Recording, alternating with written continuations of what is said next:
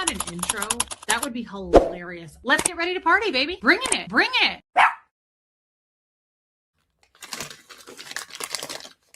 Well, hello, everyone. I have resurfaced, re-entered the arena. I don't know how long we're going to be here because I can't seem to talk very long without coughing. So trigger warning. Remember the time that I ate 7 candy corns and I lost 10,000 subscribers over it? People couldn't let it go, and I sent a lot of people to therapy. I shall be applying these orally, and please just consider that your trigger warning. But I will be here until I can't, because if I start, so I tested it out and I was talking to my parents a little bit ago and I could not stop coughing. If that happens, we will simply press the mute button. See how sweaty I am? I can't. This is so gross. I'm in a bad mood over it. I got to be honest. I'm a little bit of a Scientologist when it comes to this. I'm ready for the body. I'm talking like a Scientologist. I'm ready for the body to be done being sick. I'm over it. I have things to do. I'm sweating under this wristwatch. I'm washing my sheets as we speak. I washed my hair. I took a shower for the first time. And it's some time that I'm not going to admit to. Yeah, I'm over this. I'm all sweaty and clammy and hot. Just a quick shout out. I want to say thank you. I don't know if she's in here. Saturday, I was really, really sick. And Holly, our good, hey, Alicia, I was going to text you. I feel like I haven't seen you in a few shows. I'm probably wrong. I just have no sense of time right now. Holly, our good friend Holly, sent me a text and she was like, "Are you worse?" And I said, "Yeah, I'm just not good." Like, my arm taint is sweating. Okay. This arm taint is sweating and it's pissing me off. Anyway, our good friend Holly sent me a text and said, "Are you still sick?" And I said, "Yeah, I'm actually really sick." I didn't even know they do this. Okay. Holly, leave it to Holly, big city Holly. She had Walgreens deliver me cough drops, Advil cold and flu, NyQuil, which I've never taken before, and I'm absolutely in love. I've fallen in love, okay? I don't know why my doctor gave me Trazodone. That did not work. NyQuil loves me, and I love it, okay? Yeah, Cat Ocean. So she sends me NyQuil, Advil cold and flu, vitamin C gummies, Halls. Holly, what else did you send me? There was something else. Oh, ibuprofen. Yeah. So that was insane. I didn't even know they made Advil cold and flu. Me too, Puka Vista. And anyway, the point is, thank you to Holly, because it's really helped. Honestly, I'm not out of the woods like I want to be. Sassy Savage, see, I'm already on fire. Sleep heals. Well, good, because that's all I've done. Friday and Saturday, I was gone. I checked out and I haven't been back since the Zoom call yesterday. But hey, honey Lou, I've been doing a lot of sleeping. I did not sleep today except throughout the night. And I'll tell you guys, I don't know. Like, I don't know how to be a spokesperson or get a sponsorship for NyQuil, but I'm your girl if you need that. That stuff rocked my socks right off. Here's the beautiful thing about it. I've been really having trouble staying asleep. Chewini love.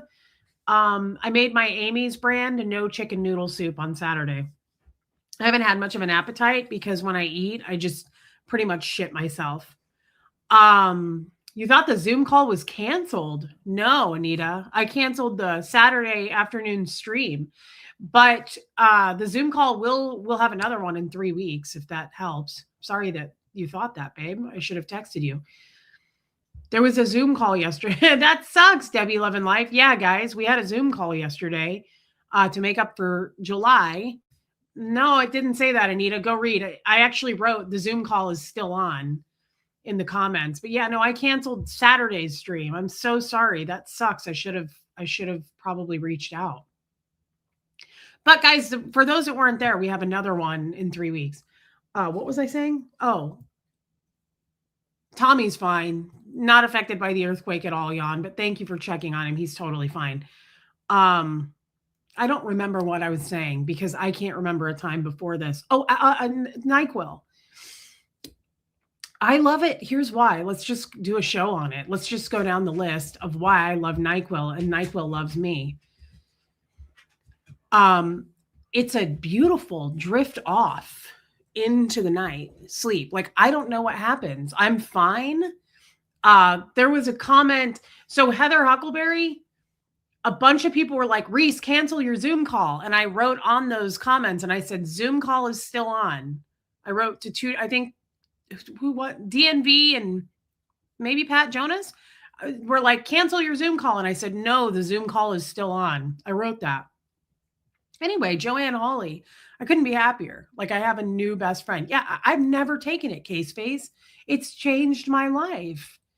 I'm not kidding. I take it, I guzzle it down, I kiss it, and I say, hello, you, good night.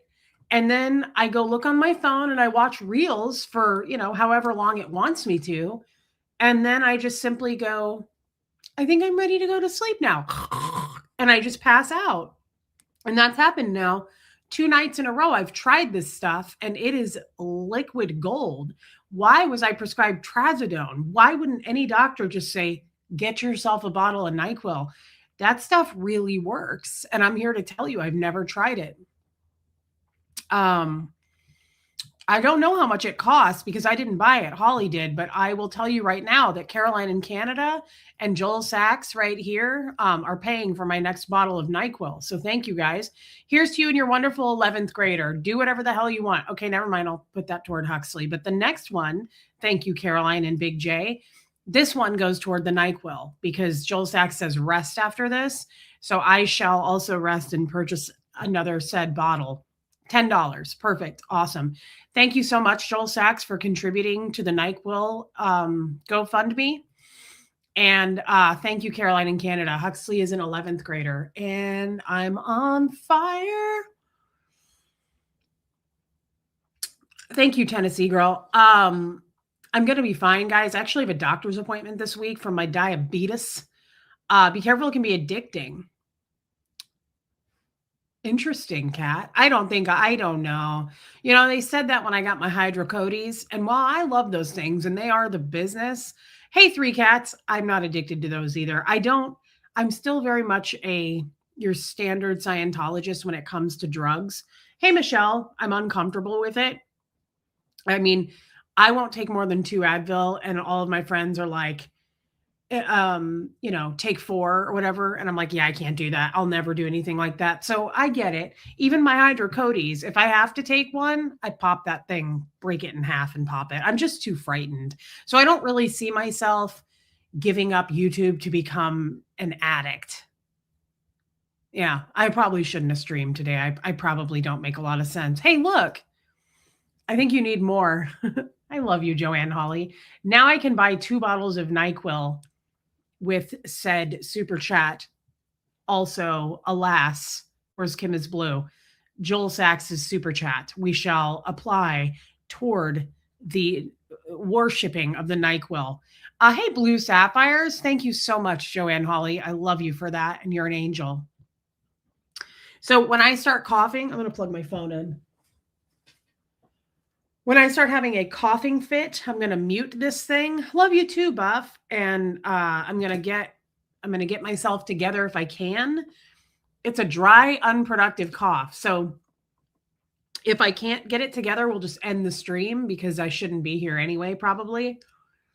But for now, I'm here. And then as you can see, I'm super sweaty. I'm all glistening like a soul food cook. Did I get a COVID test? Or flu test? Nah. No, I don't really believe in that anymore, Peppermint Patty. I mean, I've had COVID 4 times.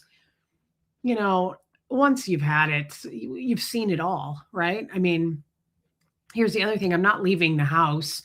I'm in ISO, as a Scientologist would say. I'm in isolation. Hey, happy quails.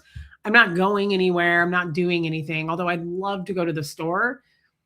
I think I overdid it today. I washed my hair. I shaved my cooter because, I normally shave my coot on Fridays. Friday, I was not here in the world. Well, I was. I did a stream, but then Saturday got way worse. Anyway, the point is I skipped it and I haven't really bathed much. And I'm just thankful that I can't really smell too well right now because I bet it's bad. Feel better. And here's some more funds for NyQuil. Now, this is hilarious because Karina, I love you and I love that picture. This is hilarious because we'll start a whole new wave of hate this week because all I had to do is say the magic words and Karina threw her money at me. She wanted to part with $2.79 and say, here's some money for NyQuil. And Karina, I appreciate you. You're doing the Lord's work. Oh, Kat, I shave my panty hamster, my ham wallet, every Friday.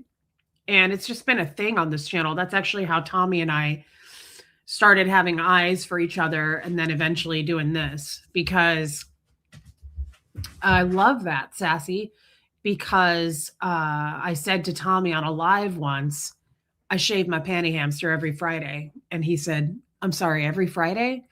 And I said, I'm a blonde. Like, I really am a blonde. Look at my eyebrows. People get pissed about my damn eyebrows because I don't color them in. So I shave my my ham flaps every Friday, and I skipped it last Friday because I just looked at her and I said, hey, girl, you're going to have to bush out for a while because we're not sleeping around anyway. And thank you, Donna Cooper. We're not, getting down. And oh my God, don't worry, Alana, I won't. That's what I'm saying. I'm nervous about ibuprofen. I'm nervous about everything. I got my damn A1C results. I know, Abdazzle. Hey, Linda. I got my damn A1C results. And Mabitis is not good. Hey, Don Clark. I have a feeling this week. Hey, Jojo. I have a feeling this week my doctor is going to be like, that's it. We're going to put you on something else. Now, speaking of putting me on something else, Joanne Hawley gave me more money. We need to talk about it. It needs to be said. Here, you needed to get shipped from Walgreens. She even covered the shipping, if there is shipping, which I'm guessing there is, because I live out in the middle of fucking nowhere.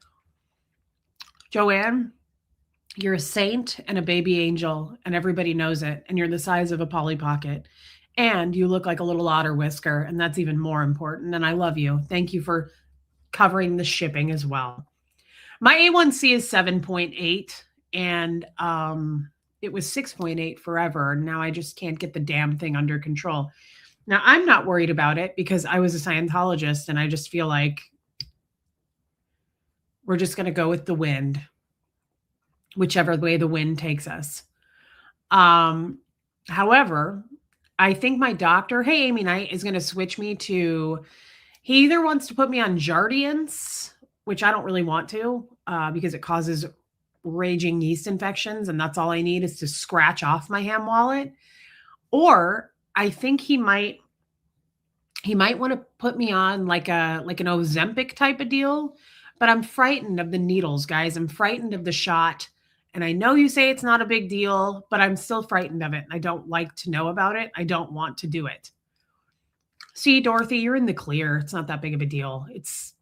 We're fine. Here's why I'm not so freaked out about that A1C. Guys, when I got, Jardiance sucks, says Lacey. When I got diagnosed, yeah, I'm on a GLP-1, Cat. I'm on Rybelsus, which I think, if I'm not wrong about this, that's the only GLP-1. Hey, Air Supply, what's it like for you? It's the only GLP-1 in a pill form, and I take the highest dose of Rybelsus. Okay, Kat says, I hated needles, but it's not scary. Air Supply, what is Jardiance doing for you? I sound like a commercial. Lacey. They're tiny, says Bridge. Dawn's on Ozempic. I think they have Wegovy in other pill form. Hey, Lisa. There are other pills and not the shot. Okay. Interesting. Hey, Baby Steps. I love Ozempic stuff or whatever thins. Okay, well, I'm not taking anything that's going to thin my hair. I absolutely can't do that. I'm already using all kinds of volumizing products. The shot is harmless. You can barely feel it, for real. Now, does your hair fall out with the shot, but also the pill? Is that why my hair is thin? Do I have thin hair? I was going to ask Tommy that when I was in person. Do I look like I have thin hair? I've freaked out about this for years. Every time I go get my hair colored, I'm like, Megan, is my hair falling out? I was like, do I have bald spots? Do I look like an old dog? And she's like, no. What was your A1C last week? Now I'm curious. Okay, Anita, terzepatide. 3 cats, what was your A1C? Now I need to know so we can compare A1Cs so that I can feel better about myself. The needle's tiny. Okay. Isn't the needle also once a week? Air supplies. Let's see what air supply said. Thank you, Drayston. My cold is better. It's just pissing me off in ways you can't even imagine. Hey, Tony P. Like, here's the problem, Drayston. I'm like sweating in my ass and my arm taint. You lost 50% of your hair? Oh, I'll die of fucking high A1C. I am way too interested in having hair than not. So I would rather be dead. I know that sounds terrible, but it's just the way I feel about that's how much I respect myself. Hey, Teddy Bear Scott. My arm taint. You can't see it, but it's covered in clamminess. Okay? That's enough. I was scared to take it at first, but yeah, eventually lost 12 pounds in 5 weeks. Cholesterol came down. Fuck. Here's the thing. My damn cholesterol's high too. Jojo, what's that? Hey, T, I'm better, but I'm coughing a lot. Okay, so you're one of these people. Where are you? Peppermint Patty? I don't want to get mad at you, but I'm in a terrible mood. I'm in a foul ass mood. I get so tired. I get so tired of people who are like, I'm not saying this is you, Patty, but my God, I've seen it out in the wilderness. I probably still have a fever. Yeah, I've been running a fever for a couple of days. People who say, I took Ozempic yesterday at 2:00 and I've lost 97 pounds. Why does this happen to you? Why doesn't this happen to me? This is the same, hey, Melissa, this is the same kind of fucking people, okay, who have a pet squirrel that sits on their shoulder all day. And they're like, oh, I just found it in my backyard and it loved me immediately. Why does this happen to you? Why doesn't this happen to me? Why am I not kissed by the Lord? I get so pissed. I have heard so many people are like, oh my God, I started Ozempic on Tuesday and by Saturday I lost 160 pounds. And I'm like, I've been on Ribelsis for like 5 years and I've maybe lost 10 pounds. Hey, Susan Trigg. Oh my God, Susan, we're still keeping that up, aren't we? It makes me insane. And it's the same damn people that are like, oh, this possum just fell out of a tree and loves me and I carry it with me everywhere and it flies with me on planes. And it just goes with me. It just sits in my suitcase. Why doesn't this kind of shit ever happen to me? Why doesn't that ever happen to me? Right? I would love to have a fucking raccoon and I'm upset. I peel my eyes every time I'm driving. I'm like, look for raccoons, look for possums that want to jump in the car. And they don't ever want to. They just want to stay in the wilderness. But no, there's certain people out there that are like, try Ozempic, you'll lose 400 pounds by morning. And then there's also the same people that order fucking fajitas and back into parking places because they think they're better than me, who are driving down the street. They're like, oh, we found this family of raccoons and now they live with us and everything's fucking great, all harmonious. And it really upsets me. Hey, Beth. Every time I hear a story like that, I'm like, this is unbelievable. Oh my God, welcome in. I remember you. Hey, Raquel, thank you for coming over from the lifeboat. Tommy's fucking sailing. Tommy's like talking about all kinds of crazy ass dead people over there and people are just flocking to him. Oh no, I do a show and I'm like, oh look, I just lost 50 people. Kiki says it's because we're diabetic. Is that why, Kiki, or is it just because we're not favored by the Lord? It's because we're diabetic. GLPs are for our blood sugar, not weight loss for us. Huh. So when I swallow that pill, it's like, sorry, fatty. It's not going to happen for you. Yeah. But when the real peppermint Patty takes it, her body's like, wow, we just dropped 70 pounds. I don't back into parking places, but people who do think they're better than you every time, Abdazzle, and they also order fajitas. Now, I'm not upset about that because fajitas are amazing, and I actually was looking into some recipes while I was sick the last few days, but I'm still upset about it. Oh my god, aren't they cute? They're so cute. Where was that? Raccoon possums? I love possums and I want one so bad. Am I ovulating? No, but I think I'm about to start my period. I actually asked that to one of my mods a couple of minutes before I went live. I was like, is it just me? Because I want to disembowel someone with a fucking wooden spoon. Like, what's going on? Am I about to start my period and I don't know? We actually should just check because I need to know because I'm starting to feel like I need to check myself because I'm about to wreck myself. I think it's, hey, Barbara, wait. Abdazzle, I don't think I want a baby goat. I mean, if you had a baby goat and gave it to me, I would take it. I'm sorry, Buffy. I want a squirrel. I don't care who knows it. Baby Steps gifted 10 memberships. I forgot about people gifting memberships. You're kind of a rarity there, Baby Steps. Not a lot of people do it. I forget about it myself. Thank you so much. Hey, Marty Jewel. Baby Steps, I mean it. Thank you. Marty Jewel just adopted her 4th dog today. Now that's someone who's actually doing the Lord's work. Riley's Human had a miniature possum.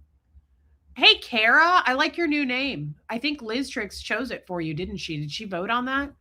Bridge says, with my removal of gallbladder issues and thyroid issues and menopause, sweet Jesus. GLP microdosing has helped me feel better. It's a slow process. Here's the thing I'm frightened about. Tashmits, I get tired of the nonsense. Today is her birthday. God, I'm confused because I thought it was 2 or 3 days ago. Yes. I'm so sorry I didn't tell you. God, we have a lot of birthdays coming up though. How many people said they had a birthday this week? I remember Kim Leanne. Who else in the Zoom call? There was like, everybody was like, it's my birthday. Baby Steps, happy birthday to you. I'm sorry. Also, Brock Bandy's birthday was the other day and I didn't know it. I'm so sorry. Please blame it on me, guys. It's the illness. Thank you for being a member, Baby Steps, and I sure love you.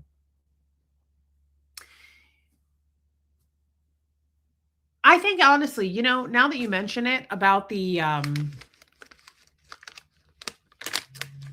loss of the gallbladder, Critters Creations. It was Critters Creations' birthday actually yesterday. Critters Creations, I love you. I'm sorry. Guys, seriously, blame it on my new NyQuil addiction. I'm usually sharp. You know this. Happy birthday to Critters Creations. I'm so sorry. Real Peppermint Patties is coming up on the 25th. Happy early birthday. Hey, Kyla. Tease is coming up on the 21st. That's important to know, T. Thank you for sharing that with us.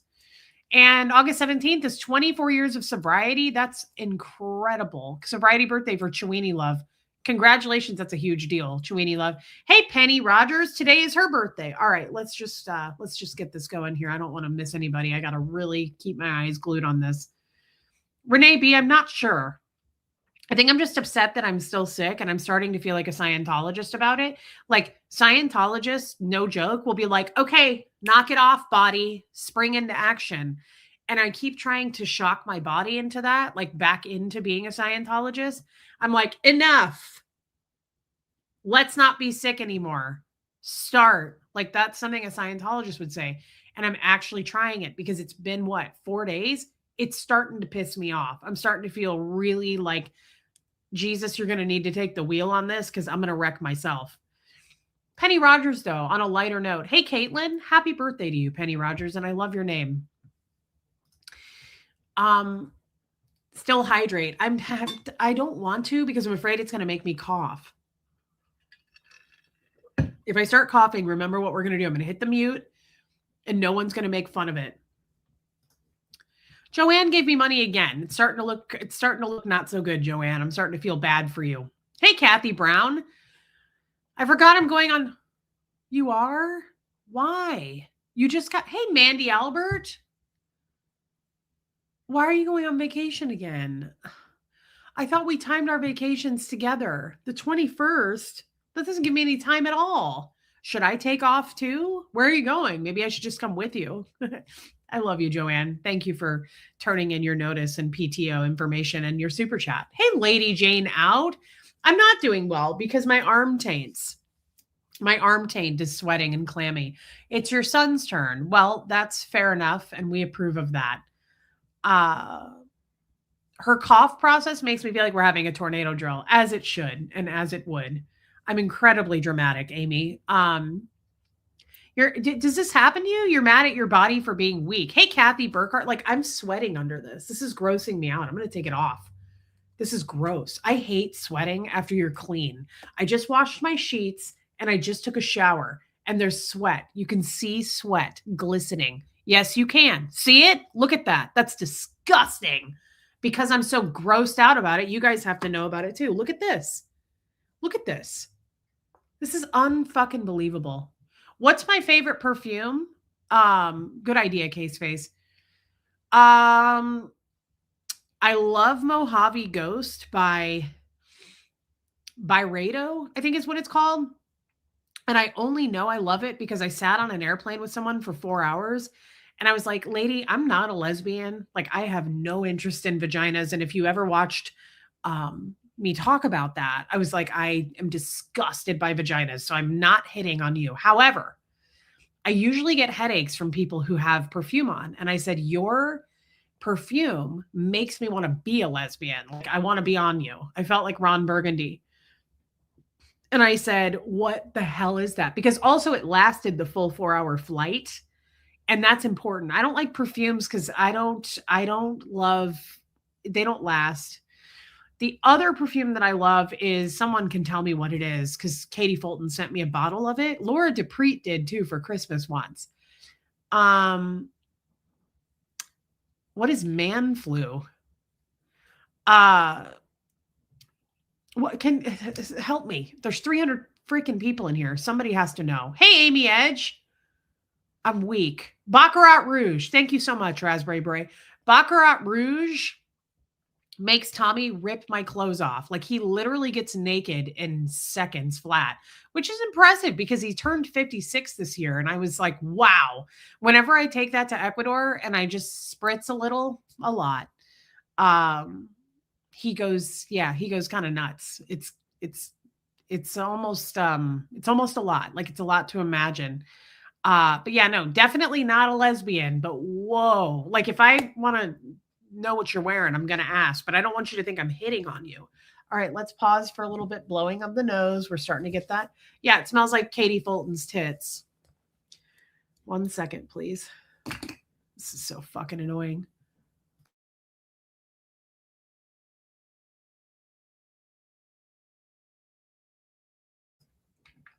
God, I felt bad for my Zoom call yesterday. I looked like a wet dog, just covered in sweat.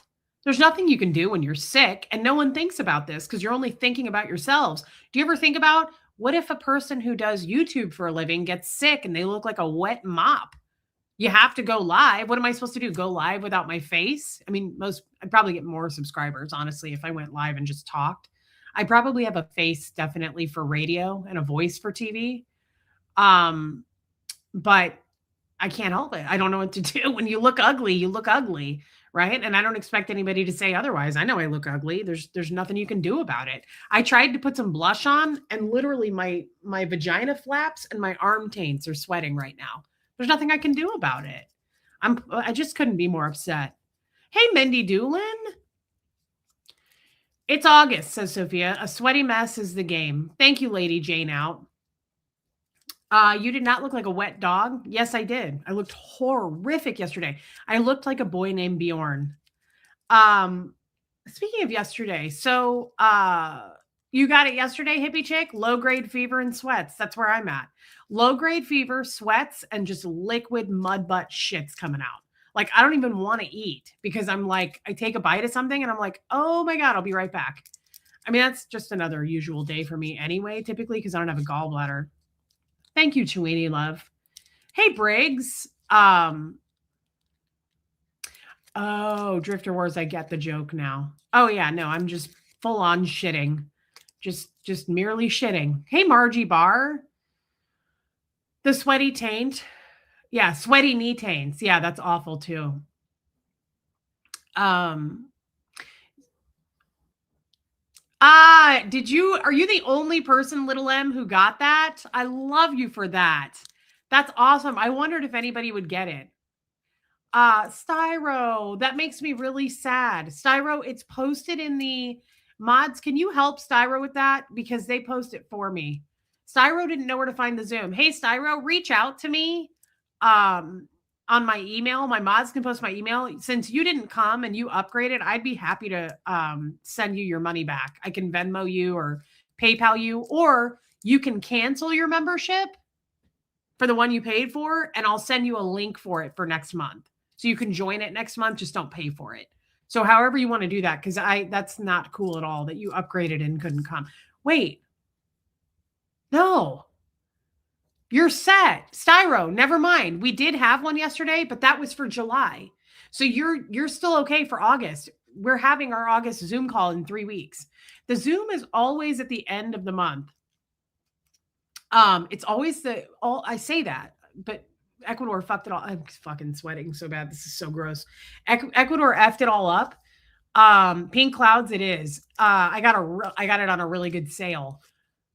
Yeah, Styro. What am I saying? You upgraded for this month. We still have our Zoom for this month. We just made up for last month. So you're set, babe.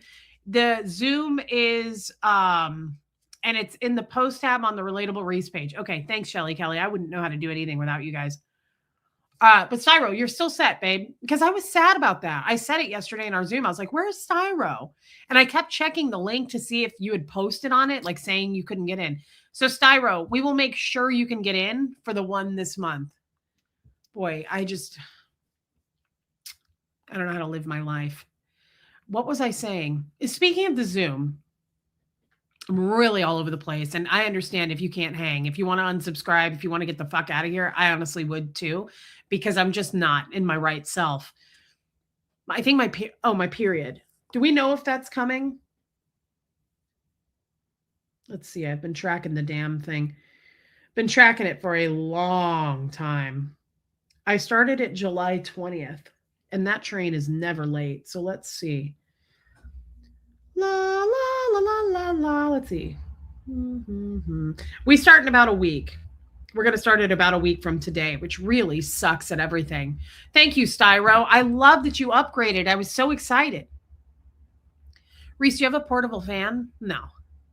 No, I think you have to hit a certain age to have one of those. Like when I saw Pam, Yorkie mom, she had one of those damn things like dangling around her neck. I'm pretty sure you have to be like 65 or older in order to be a part of owning one of those.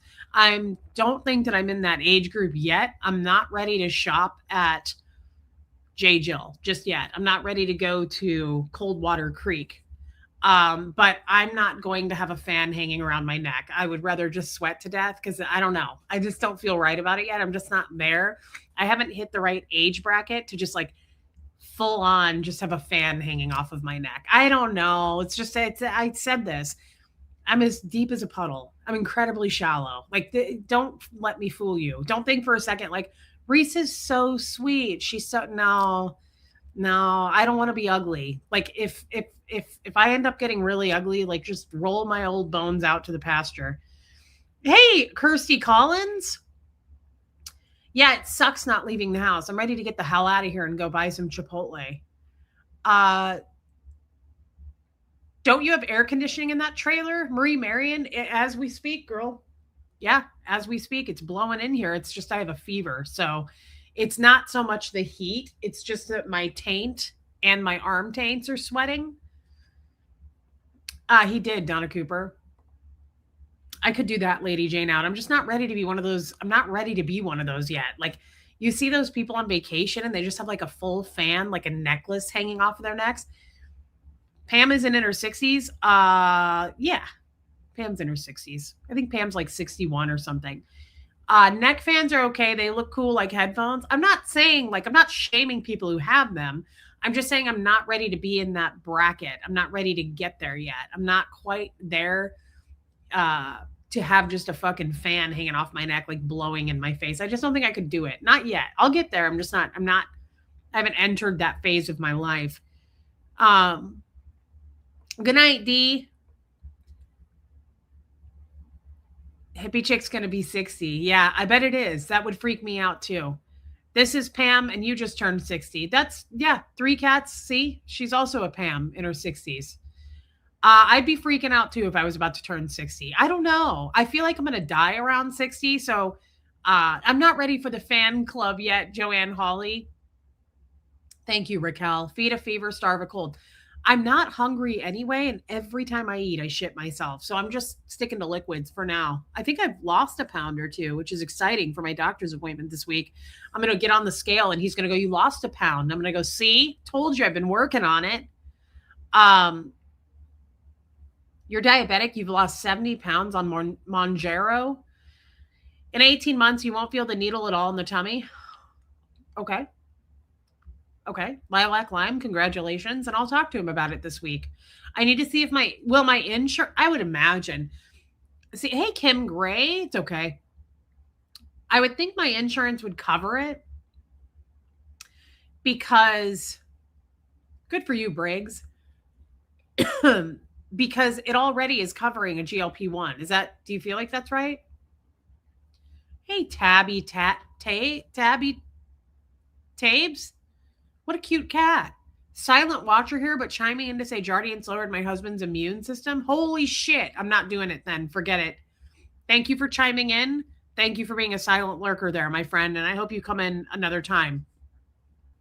We're not lowering my immune system. I have a good immune system. And I know I say that as I'm sitting here coughing and sick, but normally I'm pretty up to speed on my immune.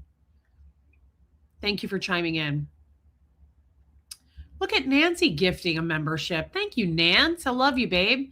So you're 65, live in Alabama, and I'll use air conditioning for 3 hours a day. Well, here's the thing. When I'm not sick, Chicago Jane, I actually am cold all the time. And that's also a side effect of the drug I'm on, the GLP-1. I sleep in the summer with a heating pad. I'm not a person who's hot, even though I'm incredibly overweight and just chubby all over. I definitely am cold all the time. Your insurance will cover it. I lost 40 pounds on Zepbound, but it took 2 years. It's the pen, tiny needles, can't feel a thing. Okay. Thank you, Riley's Human. For me, Jardiance was bad. Ozempic was even worse. Fucking great. This is why I don't want to change anything. I've been on this drug for years and years and years, and I don't want to change it, but I have a strong suspicion he's going to be like, you kind of have to because you're not doing anything with your fat life. But at the same time, I do have high hopes because he has a mullet. And this is Tennessee. And what I mean by that is simply what I just said. He has a mullet. And in Tennessee, like, everything's fried, and I'm pretty sure everyone's diabetic and everyone drinks sweet tea except me. So, hey, daft woman. I really count on this doctor because of his mullet. I chose him because of his mullet. Typically, I pick a female doctor that's really, really overweight because I like to have a fat doctor that's fat like me. I'm not going to sit there with some thin person that tells me, about her fucking spin class. Like, I don't want to know. Linswell, thank you for becoming a member. Why are you a member? I thought you already were a member, Jojo. Thanks for being supportive, and I love you. What a little angel. Thank you, gals. Linswell upgraded to Gertie? No fucking way. Well, then come to the call in 3 weeks. I would love to have you. Thank you, guys.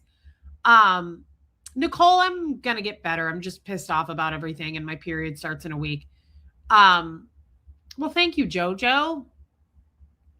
So I do count on this doctor for his mullet because I just feel like a mullet is similar to a Kentucky waterfall. I don't know if you know what that is, but it's similar.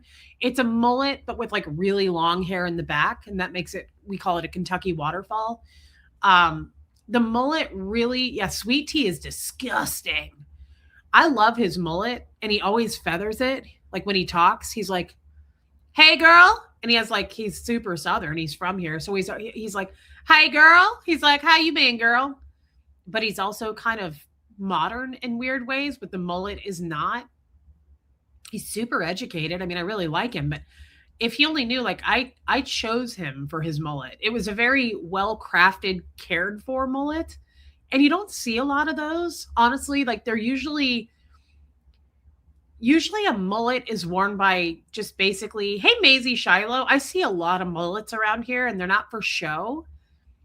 Oftentimes, I'll see a mullet, and it looks like literally just a Marlboro Red with a mullet. I'm like, I'm not even sure what that was.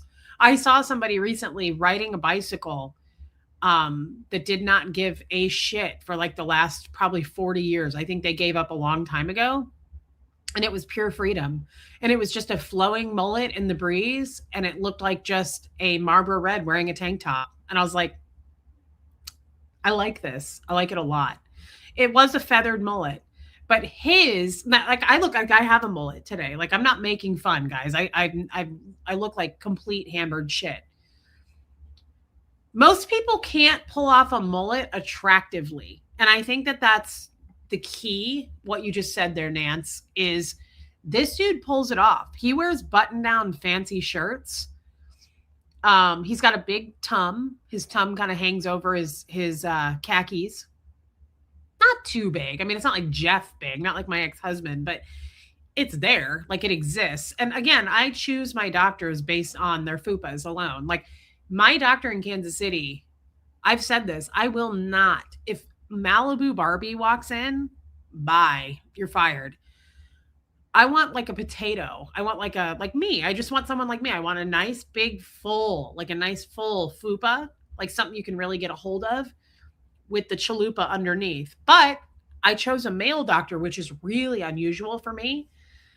And this time I chose a chubby male, but I met him and he walked in and I said, "Oh my God, you're hired, dude." Like, the mullet alone sold the shit out of me.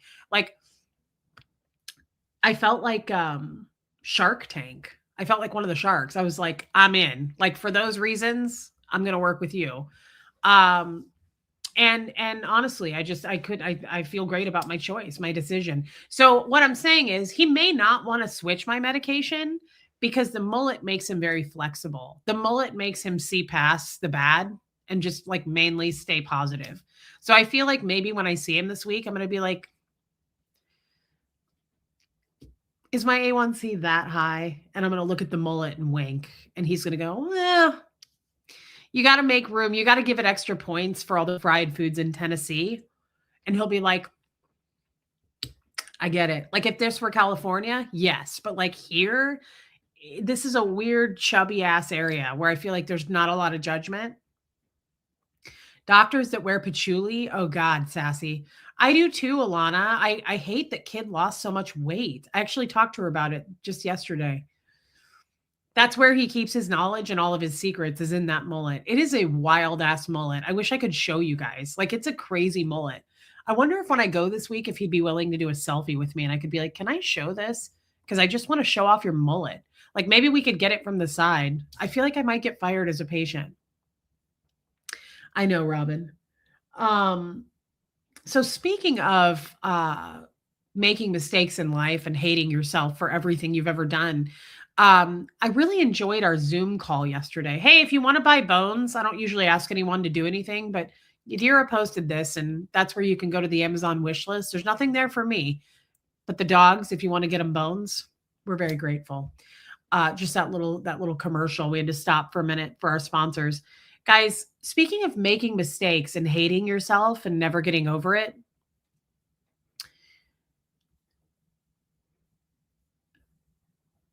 bottle of water and you drink it, or glass of water, it kicks your immune system into overdrive. Just wanted to say, if you're sick, vitamin C, I'm assuming your immune system kicks your immune system into gear. You can get the okay, infamous truth teller. So I appreciate this information so much. Nobody knows that more than a Scientologist. So if you start getting a scratchy throat or you have a cough, I'm not lying. I'm not going to speak for other Scientologists. Love you too, Yadira. I'm not going to speak for other ex-Scientologists. However, in my household, since I can remember 4 years old, when you would start to get sick, you do 1,000 milligrams of vitamin C per hour.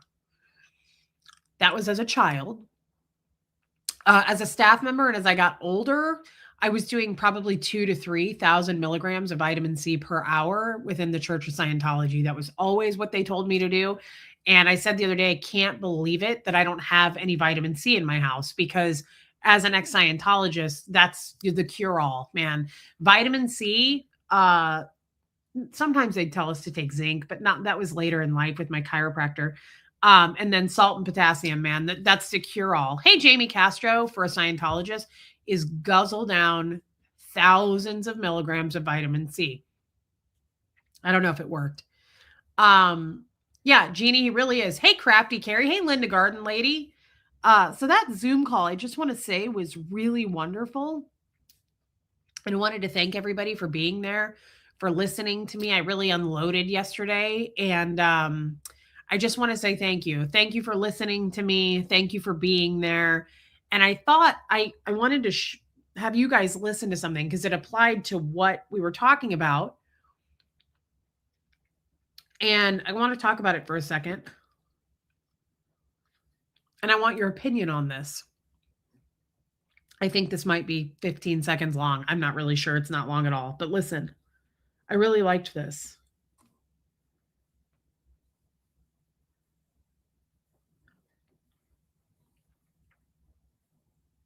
Okay. Yeah, Lumen, it really was. Hey, OG Gaslit. Let go of whatever's happened, it's finished. What happened, happened, and couldn't have happened any other way because it didn't. And if you really embrace that, it completely reconciles your history so you can be at peace. Even things that didn't go the way you wanted, even things that were embarrassing. It couldn't have gone any different because it didn't. And the person you were that made the choice that you made at the time, 1 day ago, 1 week ago, or 10 years ago, was the person who made the appropriate choice. But now, hopefully, you've evolved and you've grown. So to trust that you'll make better choices. Let go. Now, that last part we all know, right? Like, hopefully we evolve and grow and make better choices as we do that. That's kind of what we talk about on this show a lot. But the first part I really liked. Whatever's happened, it's finished. What happened, happened, and couldn't have happened any other way because it didn't. Oh, Alana, I've only taken vitamin C gummies because I don't even have any damn C. I really found that to be profound. What he said there. What happened has happened, and it didn't go any other way because it didn't. I think that I want to talk about that real quick. I know we're switching subjects, but really, truly, that's been on my attention for a little bit. I have some things that are going on behind the scenes, kind of privately, that I'm really struggling with. Oh my God, Alana, I take way more than that, though, that I'm really struggling with. And I think one of the biggest things that people do, and I could be wrong. Yeah, Lumen, I could be wrong here, but one of the biggest issues I have, yeah, Jan B, is something will happen, big or small, and I'll spend quite a bit of time overthinking and dissecting it, going, if it would have happened this way, if I would have known better, I feel like I knew and I should have done something about it. I should have talked to that person about, like, I do that should have shit all the time. And I like how that kind of puts closure on it. It kind of stomps it out in a way. It's like, what happened, happened, and it didn't happen a different way because it didn't. And I don't know why, but I wanted to share that with you guys today because we talked a lot about stuff in the Zoom call yesterday. I don't think so this time, Jojo, because I haven't had any vitamin C in my house. Jeannie, welcome in. Yeah, Joanne, I feel like you and I could really talk about that. It happened that way because it didn't happen a different way. And even I try really hard not to do the shoulda, coulda, woulda stuff anymore, Robin. But with some of the things we were talking about in the call yesterday. Okay, infamous truth teller. Interesting. Yeah, Scientologists are known for swallowing massive amounts of vitamins. I just really liked that because there's some things that I'm pretty heavily kind of struggling with. And so just some heavy stuff. There's some heavy stuff that I'm blaming myself for lately, and I really, really need to talk about it in therapy. Yeah, three cats, that's true too. But I just feel like there's so many times where I will blame myself. I mean, I don't do it even over past stuff. I'll do it over shit from last week where I'm like, damn, I could have done better. I should have done this. I wish I would have called her. I wish I would. I do that a lot. I find that that's a bad, in a way, addiction. Yeah. Honey Lou. Yes. And so I feel like that's just for anybody who's struggling, that's kind of a good, to me, way of stopping that loop. For me, it's a loop, and I'll go, I wish this, I wish I hadn't have done it that way. I really hate that I didn't do this. Anyway, the point is, for anybody who's doing that currently or has that problem, I just was thinking that it's almost a little magical to put it into that perspective and go, I just want to hear it one more time. It didn't. Hold on.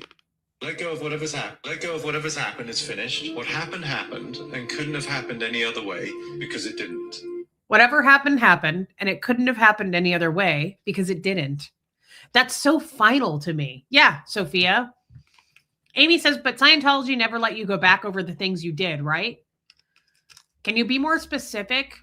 Hey, Patty F. Kimoto, I'm pretty fat. I'm like 185 pounds. Thank you. I'm thick through the middle. I carry my weight in my stomach.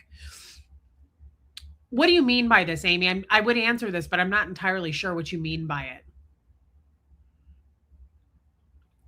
But I really, really like that. It couldn't have happened in any other way. Whatever happened, happened. And it couldn't have happened any other way because it didn't. And I know that may sound simple. For when the student is ready, the teacher is going to appear on this one. This is not for everybody, right? Scientology wouldn't let you rethink the actions you took.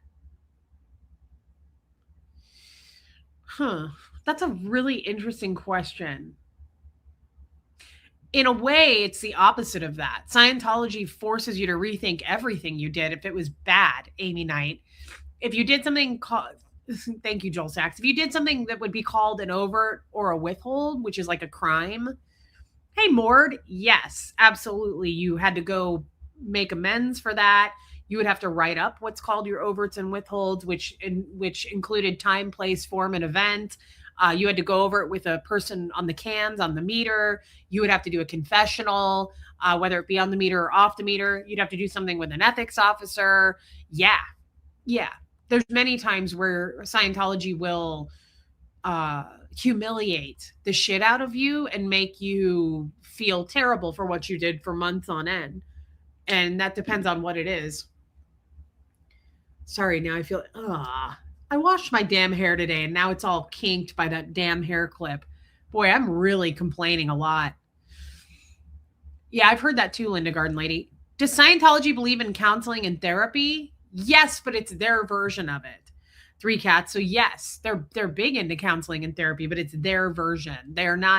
They do not work with and are very, very, very strongly against the mental health field.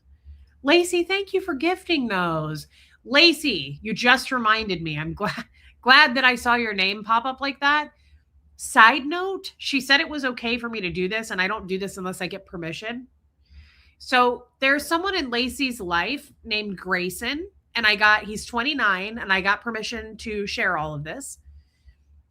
Grayson is a good, I think, best friend of their family, but her son, Lacey's son. And he was just diagnosed with stage 3 brain cancer. So she asked us in the Zoom yesterday. It was very emotional. Hey, Jenny Jin, speaking of the Zoom, welcome in. She asked us if it would be okay if we could pray for him. And I know not everybody prays. So if you could also non-pray, which typically involves, Care Bear thoughts and good vibes and wishes and healing thoughts. I'm not forcing people to pray, but if you do, I got his name, and his name is Grayson. Hey, Linda Perales, and 29. And that was really, really heartbreaking. And it made me super sad, just like the rest of the group. So Lacey, thank you for gifting memberships. Thank you for your heart. But more importantly, that was a horrifically sad story, and we're with you. So it was really rough. I think of that story in that moment, and I feel like a complete asshole right now. Hey, Original Anne, because nothing is really that important until you get probably a diagnosis like that at an age like that. So, Lacey, I'm sorry for you, your family, your son, and especially for Grayson and his family. But absolutely, I believe that prayer and people coming together to form a healing, hopefully well wish prayer thought that people, I don't know what the word I'm trying to come up with, but you know what I'm saying. And I really believe in that. So me too, Armine. But thank you more importantly, Lacey, for sharing that. And I'm really sorry. I'm truly sorry. I love you too, Lacey. And thank you again for gifting the memberships. But that, I mean, when you think about something like that, it's really hard to complain about any little tidbits that are going on like I'm doing and like I do every day. So definitely prayers for Grayson. It's really sad, Tennessee girl, but I believe that too. I believe that miracles can happen. Really good news can come out of it. I mean, I don't want to put her on blast, but Lacey, you remember when DNV, who's been a member of our family forever, DNV's son, if you guys remember, not that long ago, like in the last 6 months, Josh. How old was Josh? Was he 12? I think Josh was 12 at the time. He might be 13 now.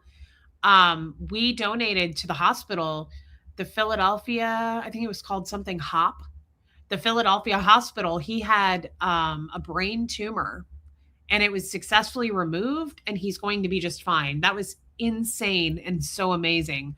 So I believe in that, and I'm going to believe that for Grayson for sure. Yeah, he was 12. Okay. Yeah, I love that story of Josh. So it does happen, Lacey, and I'm going to believe that. I'm going to choose to believe that and pray for that. For sure, Diana H. Yeah, prayers for you as well. But I really, really liked that perspective. Yeah, CHOPS. That was it, Shelly. Children's Hospital of Philadelphia. Yes, DS Kitty. Thank you for that. I really liked that reel that I just played. Original Anne, I'm assuming you heard it because you just caught up. I am too, Lacey. We all are. And thank you again for letting me share it. I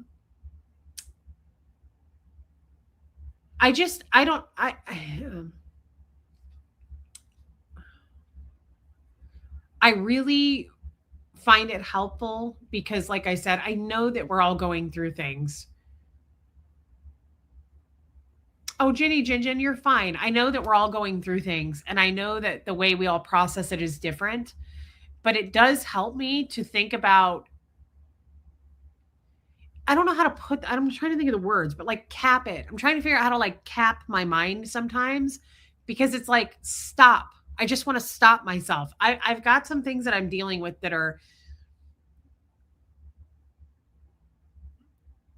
without getting into too much detail, that I've got a real problem. I've got a couple of problems right now, but I've got a real big problem right now. And the only way I can describe the problem I'm having, I can't get a lot of answers to it right now. It's slow going. There's no real solutions to it. And I'm a like snap pop kind of gal, and I want to fix stuff and get to the end and figure it out. And this is just not that. And it will take an act of God to get through it. So there's no one that can fix my problem. Hey, autistic Margot, there's nobody that can do anything. Thank you, Jenny Jinjin. There's nobody that can do anything to make it better for me. I'm getting through it, and I will get through it, but some days are really hard. Let's see if I'm going to have a cough attack. Hold on. Thank you, Dee. Hey, Rox. Some days are really hard, and it helps me because on those days, I feel like my mind starts just running with like, I wish I would have done this. I wish I could have done this. I could have probably changed the whole outcome if I had done like those kinds of things. And I have those days a lot.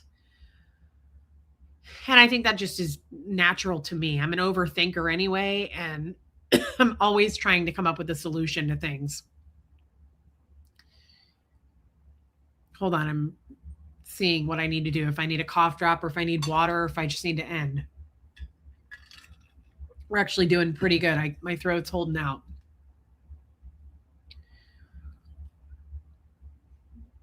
So I think it just helps that saying something like, it didn't happen any other way, because it didn't. I know that sounds basic. I know that sounds really simple, but somehow it puts a cap on it for me. It just goes, no, like it was. I also, and I'm not trying to get weird, but I also have said this lately. Even the really heavy, tough stuff, I'm trying to look at in a way of saying, what can I get out of this that will be positive? What can I take from this that I can learn? That's all, like, that's my whole way of thinking these days. That's why I've said, like, the hate that comes my way, all that stuff, I learn from it. I'm grateful for my haters because it's taught me so much. My haters have really, in a lot of ways too, it's made me cold. I'm less warm than I used to be because I don't trust people as much. Yeah, Jeannie. Hey, who, what, where now? Have you tried Benadryl for sleep? I have tried Benadryl for not. I tried Benadryl for allergies, but Benadryl doesn't make me tired. It makes me a little bit wired. I don't know why. So I switched to Zyrtec years ago. Um, no, Armene, my voice was okay actually. But so I do Zyrtec, but I'll tell you what, that NyQuil is a beautiful thing. I'm excited about it tonight. I feel like it's like going on a date. I'm like really excited. Hey Molly Moon, sure I can. Thank you for the super chat. Who, what, where now? Molly Moon, it's here we go. Happened is finished. Let go of whatever's happened is finished. What happened happened and couldn't have happened any other way because it didn't. And if you really embrace that, it completely reconciles your history so you can be at peace. Even things that didn't go the way you wanted, even things that were embarrassing. It couldn't have gone any different because it didn't. And the person you were that made the choice that you made at the time, 1 day ago, 1 week ago, or 10 years ago, was the person who made the appropriate choice. But now hopefully you've evolved and you've grown. So to trust that you'll make better choices. Let go of whatever's happened is finished. What happened happened and couldn't have happened any other way because it didn't. That's the part I really liked, Molly Moon. The second part was like, yeah, I know that. Like, you hopefully you evolve and you become a better version of yourself where you won't make those mistakes again. When you know better, you do better, kind of a thing. Yeah, Original Ann. But I really, Raquel, I have tried honey and lemon juice. Yes. Actually, I did that throughout the weekend. But my favorite part of that, Molly Moon, was the beginning. Yeah, Jeannie, I'm an overthinker. So my favorite part of that, hey, Debbie Gonzalez, was the beginning, because it helps me with whatever happened, and it didn't go any other way because it didn't. Right. So all you can do now is obviously what he said at the end of that. My dad just tried to block me and my son from my mom's funeral. Jesus, OG Gaslit, that's horrific. And I'm really sorry. Weird things happen when people pass away, and I'm sorry you lost your mom. That's horrible.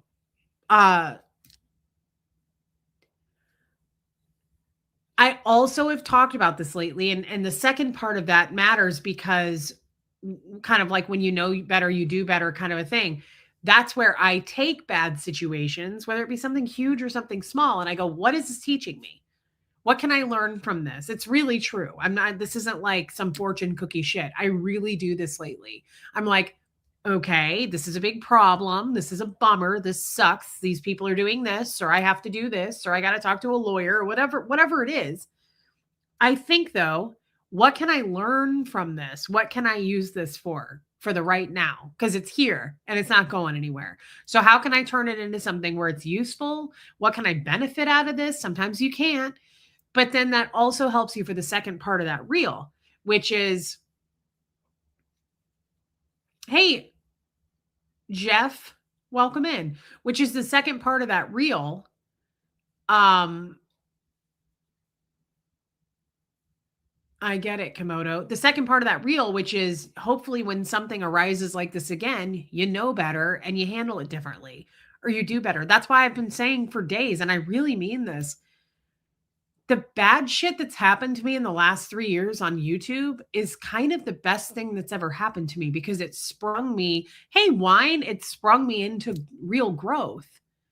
I don't know that I ever grew or changed who I was as a Scientologist. And I just realized that in real time as I said it. My growth has only been experienced in the last 3 years, meaning the reason I know that, me too, who, what, where now, I made the same mistakes. I was on the same wheel for 38 years in Scientology. I married, I continued to make the same mistakes, right? Because it kind of makes sense. Boy, what an interesting topic. Damn, I'm just realizing this. This is exciting. This makes me feel like therapy right now. I'm not going to look at the chat for a minute because I don't want to lose it because I already just feel like I lost it. No, I didn't. Here's what I was thinking. I'm not even going to look at the chat. This is fucking fascinating right now. So I was a Scientologist for 38 years and you're on the same wheel because you're doing the exact same things. Nothing changes. You're doing the same things that were indoctrinated from day one, right? So it's not like it's some evolution where it changes. It's the same.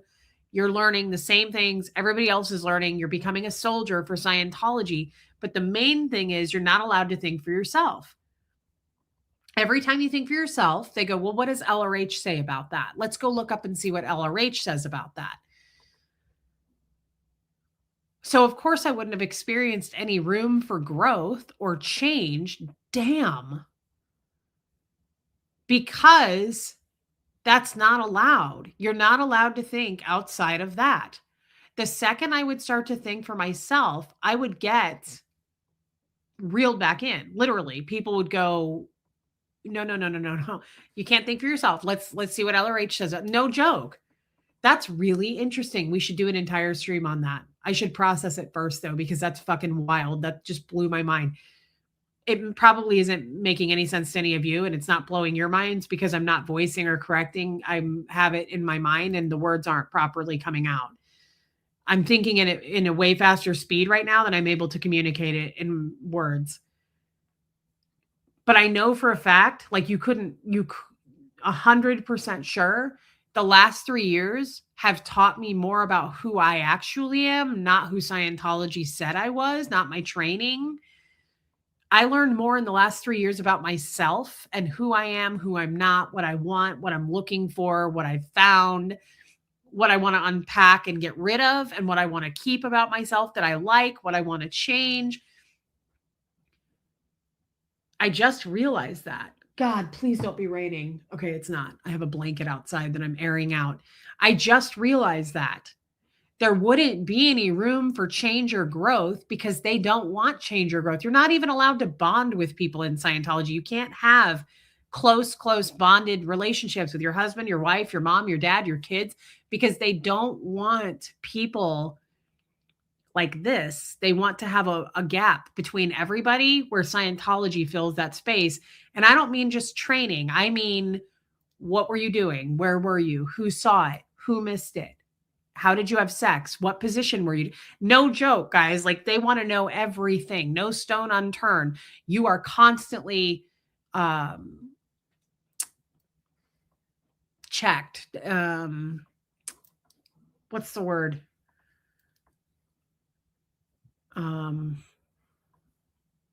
Interrogated. You are constantly interrogated. So there's no room for growth. There's no room to think. Like I'm going to give you a good example. And I know you've heard this before, but I was in session with my auditor, Scott, and you're not allowed to talk about, it's not that you're not allowed to, but you get the same answer. Scientology doesn't want you believing in God. There's really no concept of God. There's not like, we don't talk about it. And there is a concept of God, but it's more that all of us were gods at one time. There is no actual God. There's none of that. Like there's none of what you guys believe in the outside world version compared to in Scientology. The idea of God in Scientology is very different. And I remember being in session and Scott and I were talking about the concept of God. And I said, like, I was talking about heaven. And there is no heaven and hell in Scientology, of course. And Scott took me out of the auditing room. I set the cans down and we went into the qual library, which is called the qualifications library. That's where, that's division 5. And that is where, yeah, you're micromanaged constantly. Great point. That's the library where most of LRH's workings and books are. And he pulls out one of the tech volumes, which is a really thick red book. He pulls that out and it says exactly this. And it says, heaven is an implant. And an implant in Scientology is basically, without getting too technical, it's where like you were told something almost under like a version of hypnosis. It's called like PDH. You were pain, drugged, hypnotized. That's what they call it in Scientology. They use pain, drugs, and hypnotization to tell you things. And Jesus was supposed to be an implant. Heaven is an implant. God is not real. It's an implant. We're told that, but it's not real. Now that's Scientology talking. That's not me talking. That's what I was told. So if you think about it, yeah, Tennessee girl, thank you. If you think about it, no one's going to question God. No one's going to talk about God once they tell you God is an implant. Love you, Trixie. Once they say, well, there is no God, it was made up, it's an implant. What do you think its members are going to do? Keep digging? No. You're going to stop right there and go, oh, well, that makes sense. There is no God. That's what I was told, right? So why would you keep asking questions? They're trying to stop you from finding out anything other than what LRH tells you. God, that's sick. That's so fucked up. Wow. So he shows me this sentence and it says heaven is an implant. And I went, really? And he went, mm-hmm. And I said, I know, I'm really happy for her, Jamie Castro. I said, heaven is an implant? And he's like, mm-hmm. And I just, like most things when it came to that in Scientology, I had no choice but to believe. I thought I understood it and I thought it made sense. And I was like, okay, I guess it is. And looking at it now, that's the sickest fucking thing you can do to a human being because you're just rewiring them to, you're almost doing, this is really sick, but my mind works this way in terms of just like comparing concepts. It almost makes me think like the famous serial killer, Jeffrey Dahmer. This is really effed up and I don't like to think about it, but he drilled holes into his victims' heads, into their skulls, and he poured in a mixture of acid, thinking that that would just turn them into like zombie slaves, which is just like, I just can't think of anything worse. I'd just rather be dead. But to me, that's very similar, but doing that spiritually, right?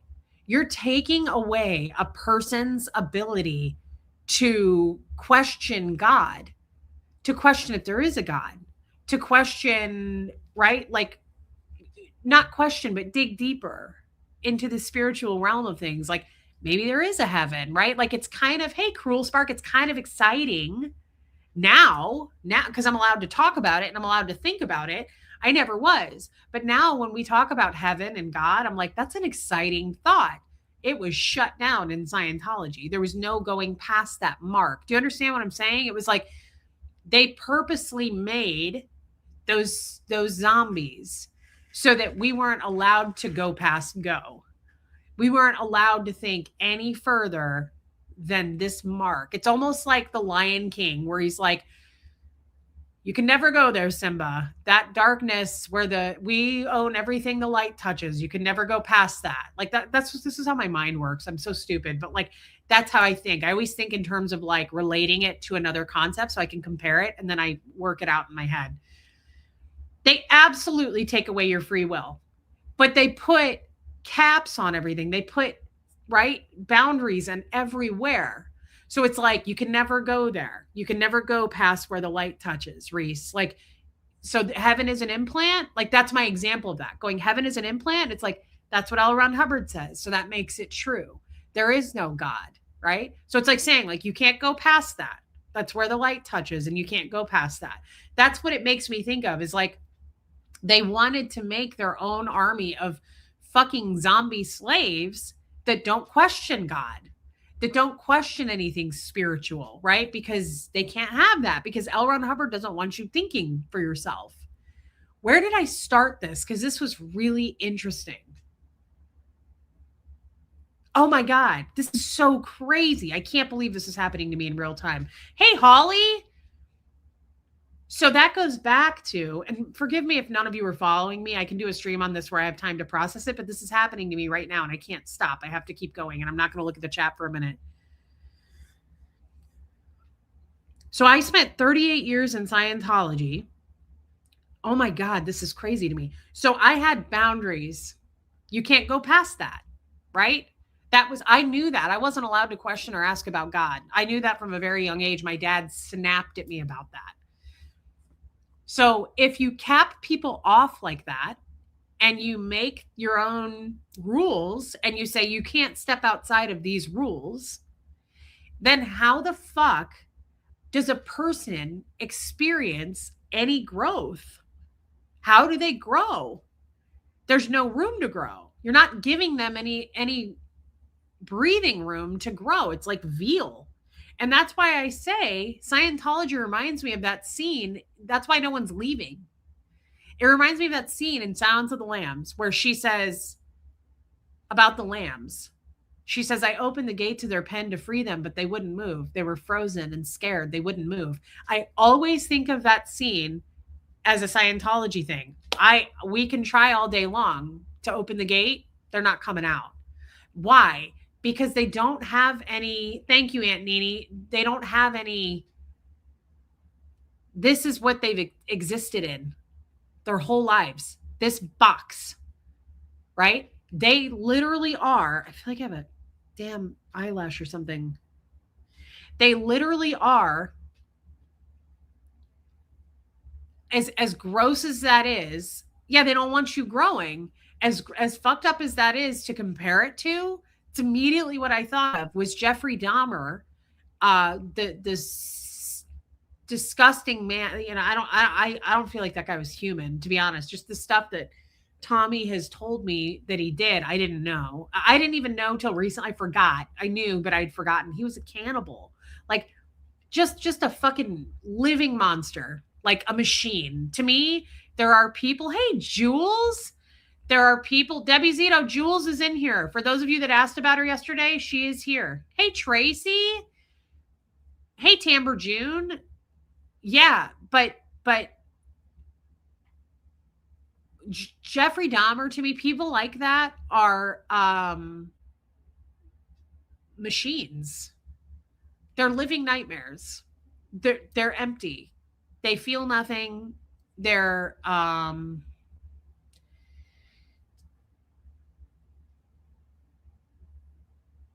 I don't know what that question means, Iwa. Hey, Rio for life. Do you see what I'm saying? Not that this is about Jeffrey Dahmer, but people like that are just empty to me. They're just killing machines. They're just killing mentally, and harming people is so fucked up.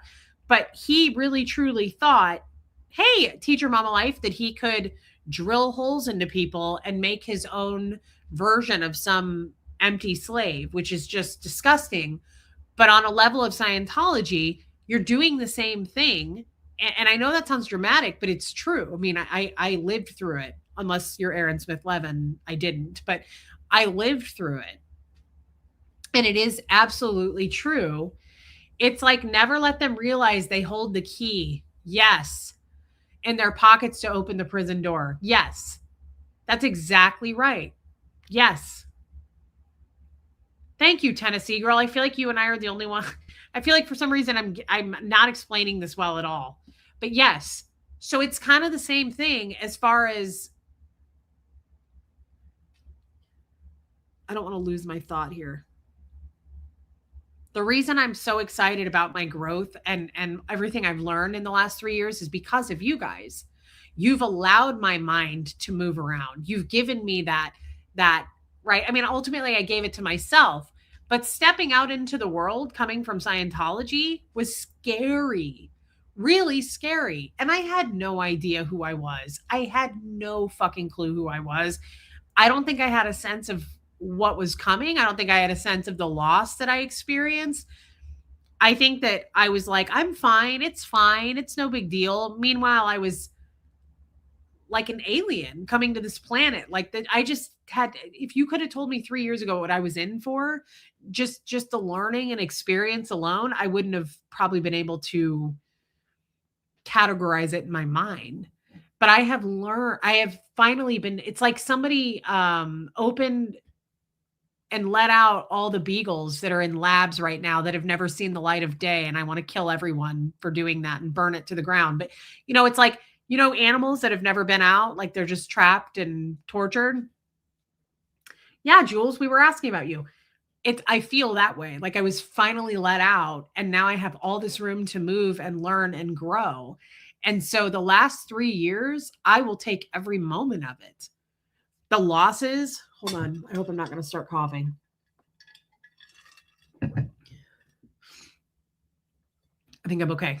The losses, especially the love and support, but also you have to have that balance. I'm grateful for all the hate. I really am.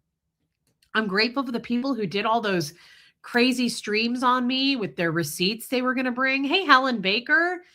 I'm grateful for all the shit that like people have either completely lied and made up or exaggerated about my life or my past or any trauma that I experienced. Thank you, Trace. I will. Yeah, losses are equaled by growth and learning for sure, Pat. So I'm just saying, having this room, this flexibility to actually be able to think and not go, what does LRH say? I mean, guys, I don't know how much I even realize it. But you ever see one of those graphs or like, it's almost like if you click on something that says like needs troubleshooting, and if it says like malfunctioning here, do this. Like if it's doing this, click this. You know what I'm talking about? There's like a solution for everything. That's what Scientology is.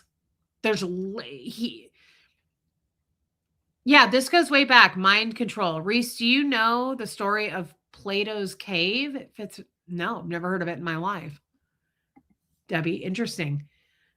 Hey, Kristen Hawk, but he's the most, L. Ron Hubbard is to this day still the most prolific writer on planet Earth. He wrote more books than any other author.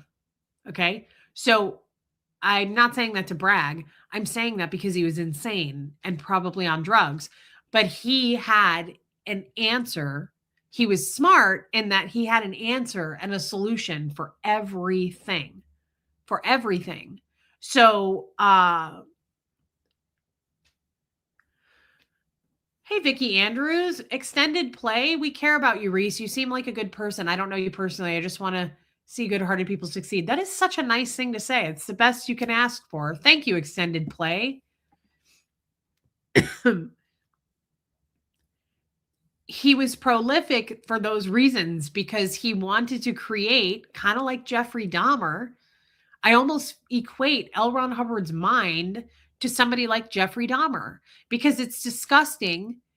Jeffrey Dahmer wanted to physically create and restrain humans and create an army of slaves, right? Just mindless, checked out, unplugged slaves, which is just so sick and wrong and evil. And L. Ron Hubbard wanted to do that on the mental level, not necessarily. Hey, Cindy Edge, welcome in. Good to see you, Cindy. Not necessarily on the physical level, right? Like Jeffrey Dahmer, but L. Ron Hubbard was Jeffrey Dahmer, but in the mental capacity way. I know that sounds crazy, but that's how my mind is taking it.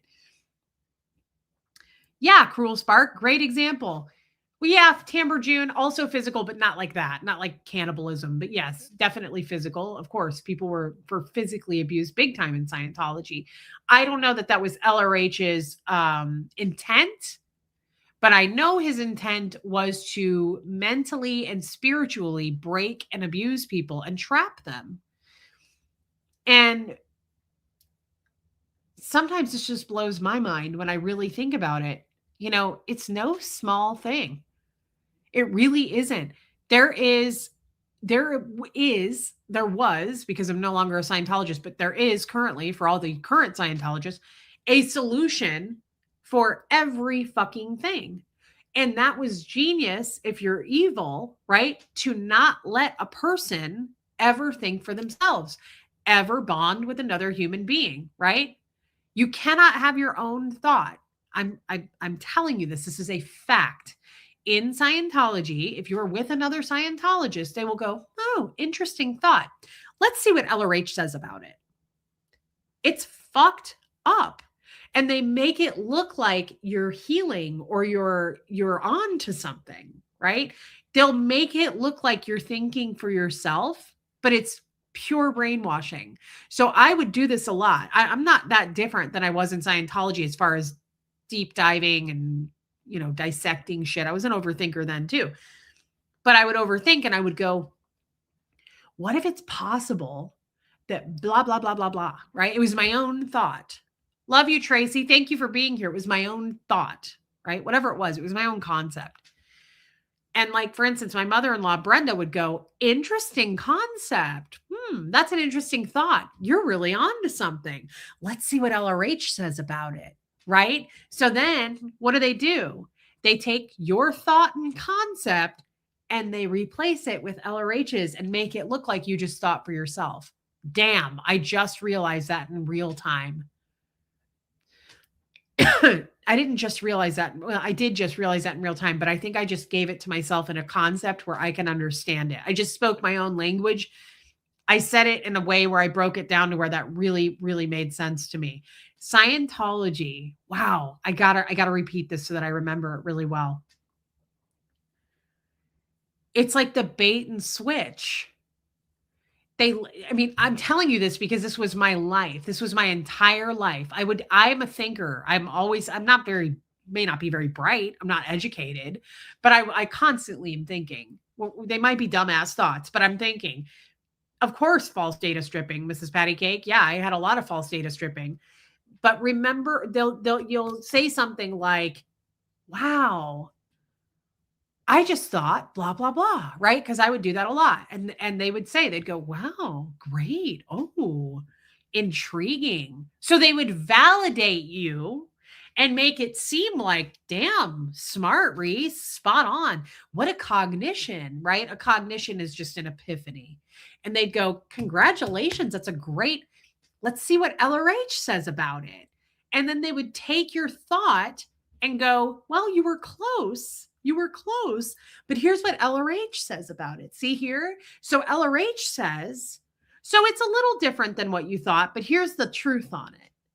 And then what happens is the person doesn't fucking realize they're being brainwashed hardcore. This is intense for me right now. The person doesn't realize it and they go, wow, because they all keep it uptone. And uptone just means upbeat. So they want you to think your thoughts are amazing. So they're swapping all of your original thoughts for LRH in an uptone manner. This is insane that I'm realizing all of this at once. So I'm going to do this. I'm going to go through this process again. Wow, I just realized this. Wow, that's amazing. Impressive. Yeah. And then they'll even validate you and go, that's because of all the auditing you've been having. That's why you're thinking that way. Wow. Right. Then they go get a book and they go, yeah, you were close. Here's what LRH says. So then you replace the fucking thought and they're validating you. It's almost like abusing someone through kindness, right? Because the whole time they're smiling and they're going, good for you. Wow, you were close to what LRH said. Now you should do this course because you'll learn even more about it. You should buy some auditing because you're on to something, right? So they're kissing your ass going, get your wallet out. Hey, Laura FM. Good night, Chicago Jane. Damn, Laura FM, I wish you would have heard what I just said because I just had a big cognition. Laura, so theta. Wow. Hold on.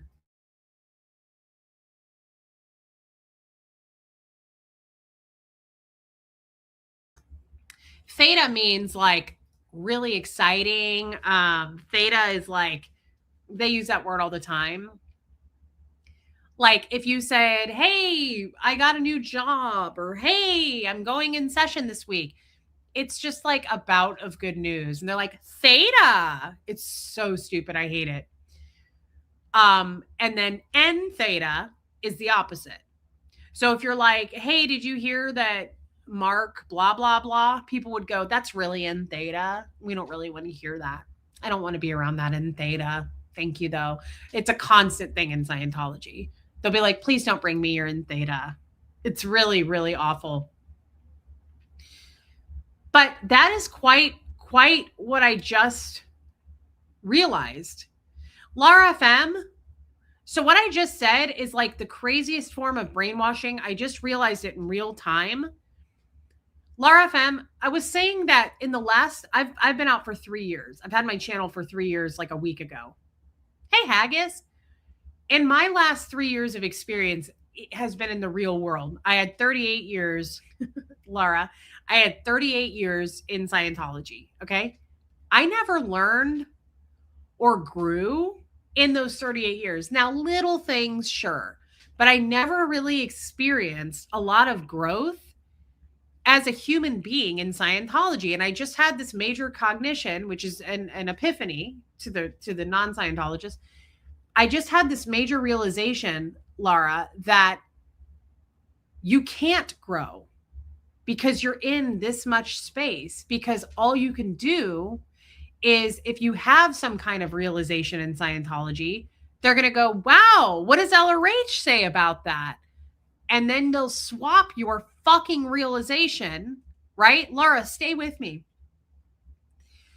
I cannot tell you how many times I have said, I just realized this, right? Like I'll do it in session, or I would have done it on a course or something. And my supervisor or my auditor would go, oh my God, that's amazing. Wow.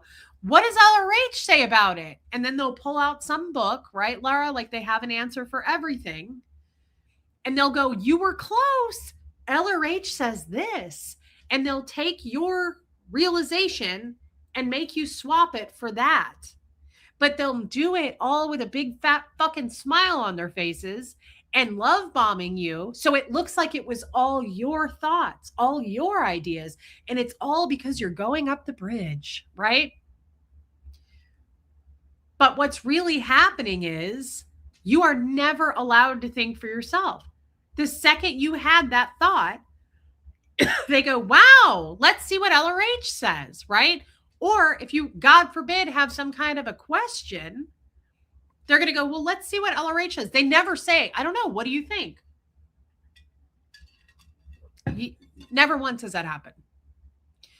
Every time I would have some kind of a life question, if I was in session, my auditor would never go, well, what do you think? My auditor would go, well, let's go to the Qual library and see what LRH says about that, and look in the indexes and see what we can find. You cannot fucking think for yourself. You cannot bond with another human being. There's always going to be that. Lara says, you can't grow in a box. Scientology puts you in a box. And the more you try to grow out of it, the smaller the boxes they give you to be in. Yes, I was saying that. It's weird that you just came in because I was doing this.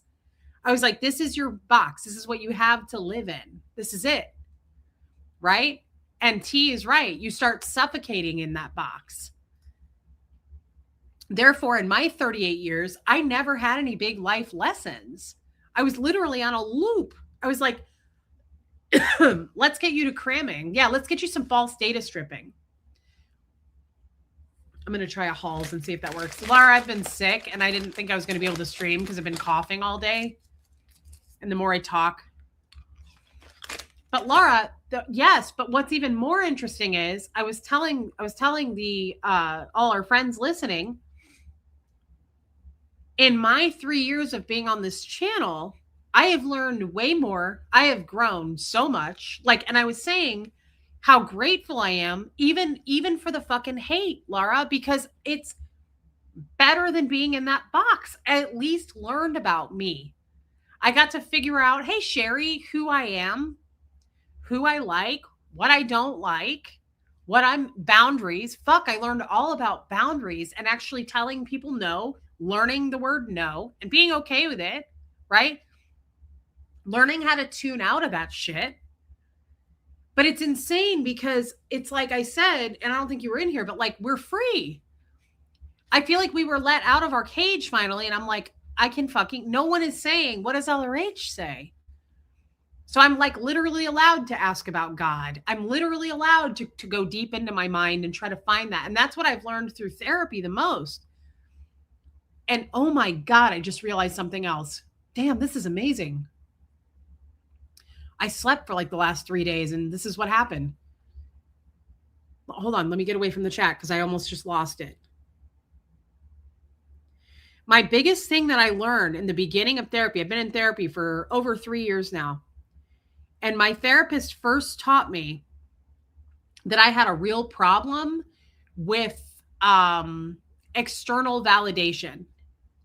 And I remember sitting in my therapist's office in Kansas City at the time, and he was like, you have, and he doesn't diagnose, like he made me do the work. He would never be like, you have this, you have that. And he did it one day. And he goes, you have got to stop the addiction of looking externally for answers. They're here. It's in here. And he literally did that. He was like, it's in here. And I was like, do I do that? And he was like, yes, badly. Like I had to reach because we were never fucking taught that the answers were here. We were punished for that. Literally punished for that, right? LRH had the answers. LRH is not in here, right? So every time I had some kind of an epiphany or realization, they'd go, wow. Now let's go see what LRH says about that so we can replace your thoughts with the words on this page. Damn. That really makes sense. Why? Hey, Tiffany Murphy, that makes so much sense. Why?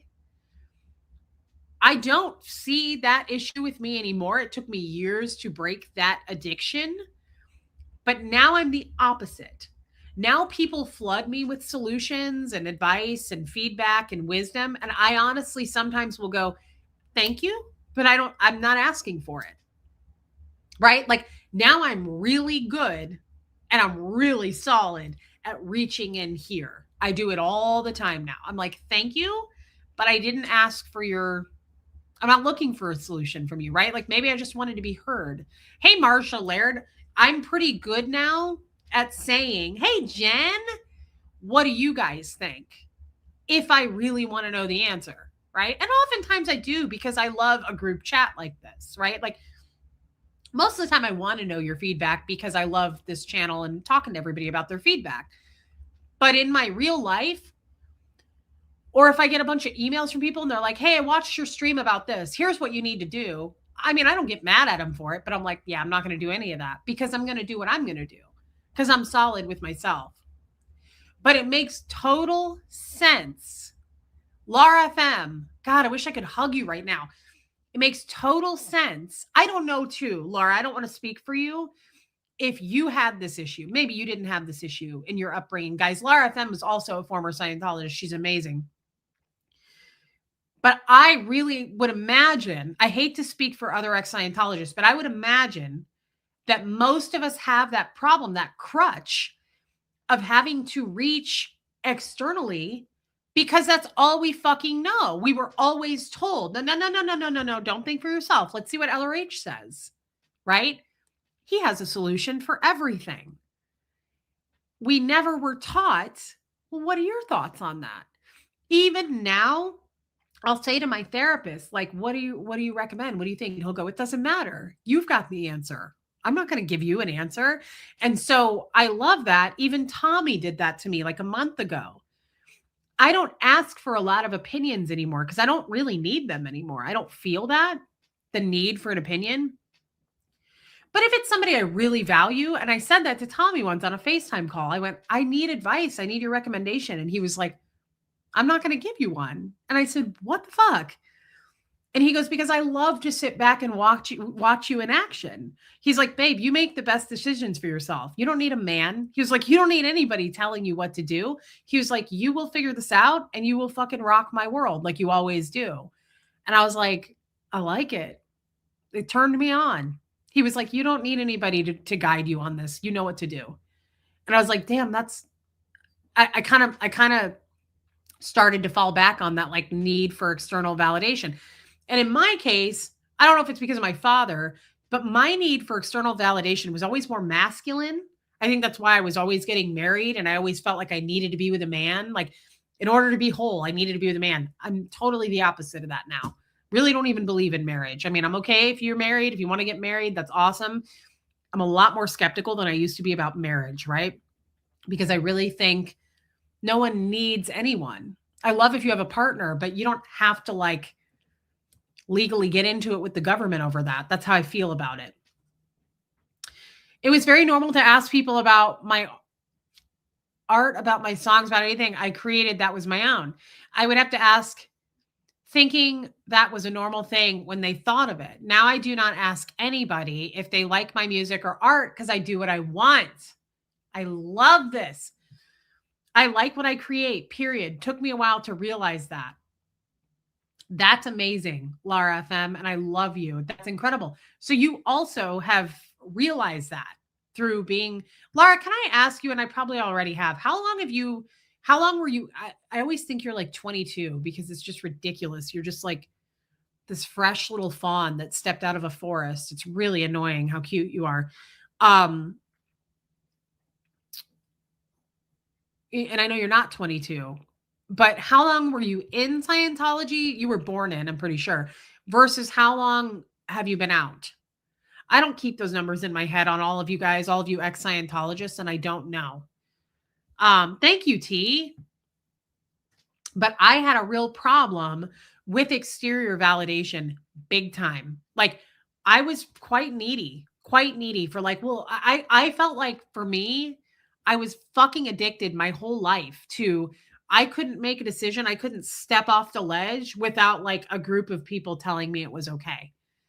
I felt like I needed to get like, okay from like validation from my ex-in-laws, my husband, like a couple of friends in the church. Like I felt like I had to get like approval almost or like okay before I could make any simple decisions for myself because it makes total sense. Here's the thing.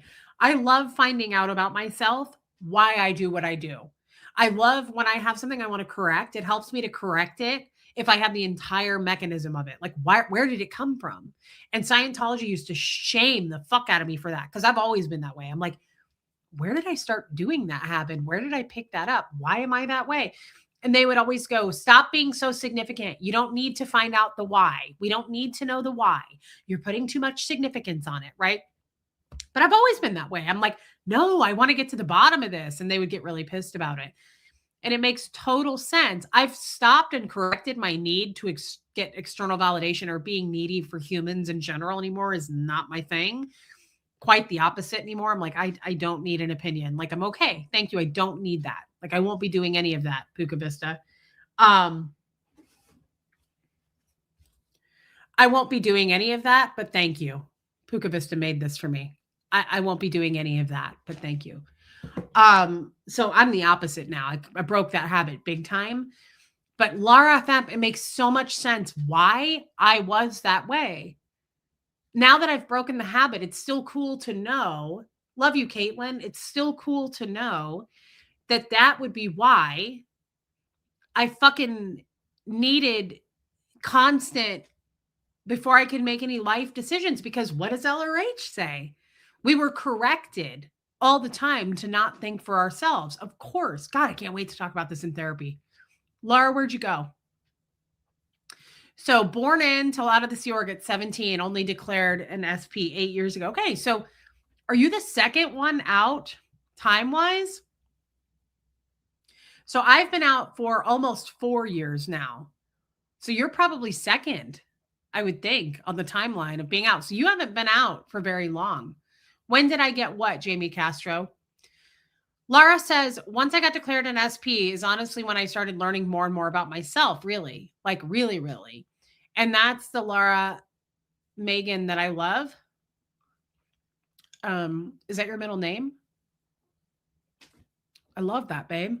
Theta potatoes. That's all we had to be. Theta, theta, theta.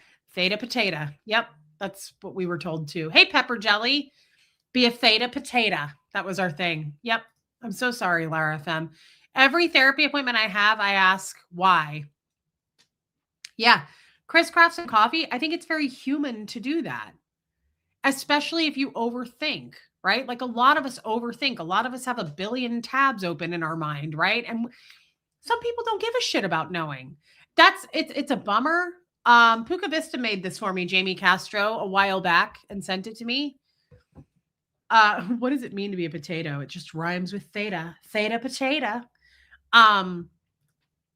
Some people don't have to get to the bottom of shit. Some people are just content, right? And I have to remind myself a lot, Reese, sometimes you're not going to get closure, right? Because I'm a closure kind of girl. I don't mean with another human being. I mean with my own thoughts, like meaning closure. I got to get to the bottom of this and I need a straight answer so that I can figure this out. And I have to remind myself a lot. Sometimes closure isn't an option. You're going to have to heal anyway. I tell myself that a lot. Heal anyway, right? You're not going to get what you're looking for on this. You're going to have to just move through it and heal anyway. Hey, beautiful dreamer.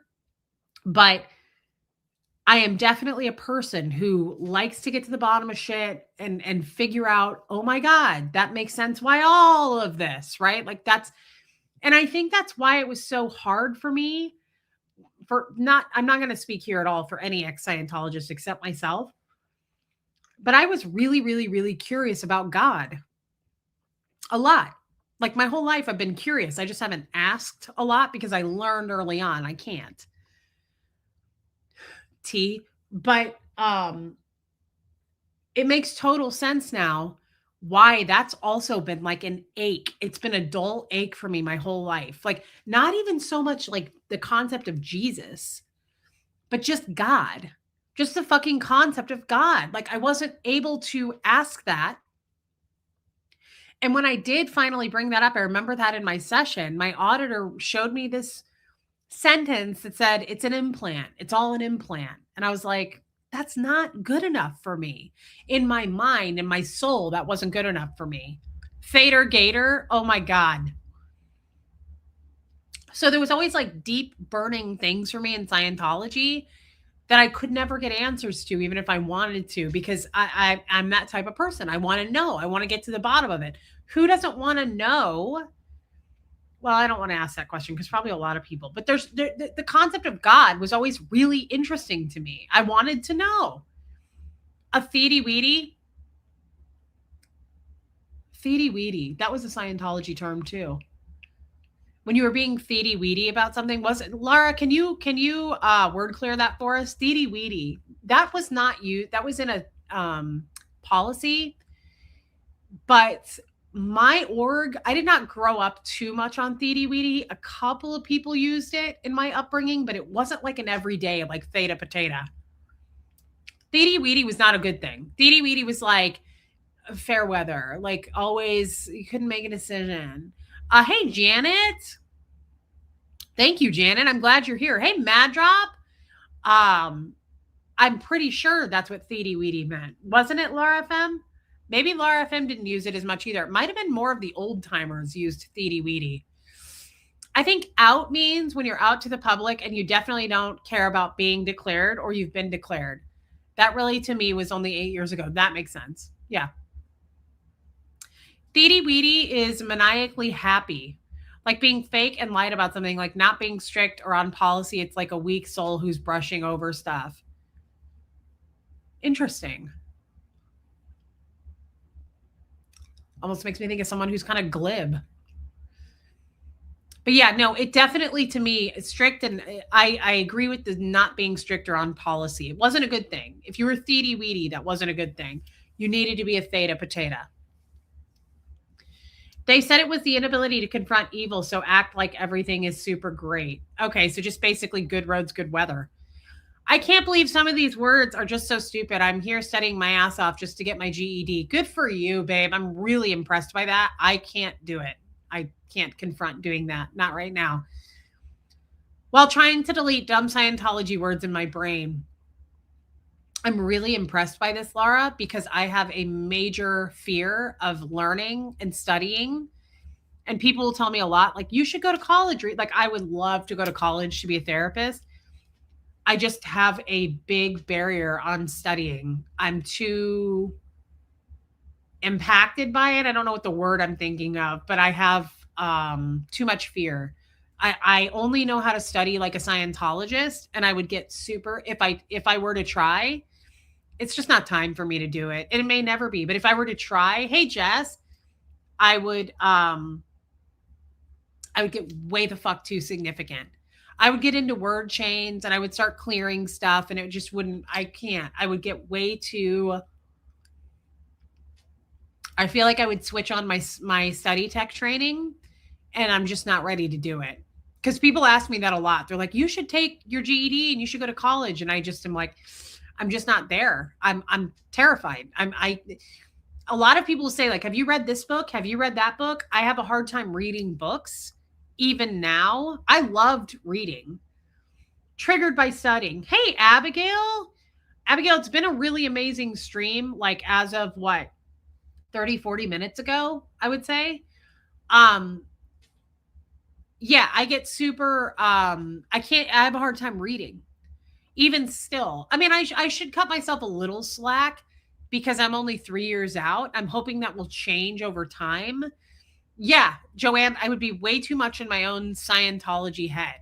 Like, I would start getting nervous and I would get to the bottom of the page, and I still do it. And I'm like, did I understand everything I just read? I feel like I didn't understand anything. And then I would start looking for a word or symbol that I didn't fully understand.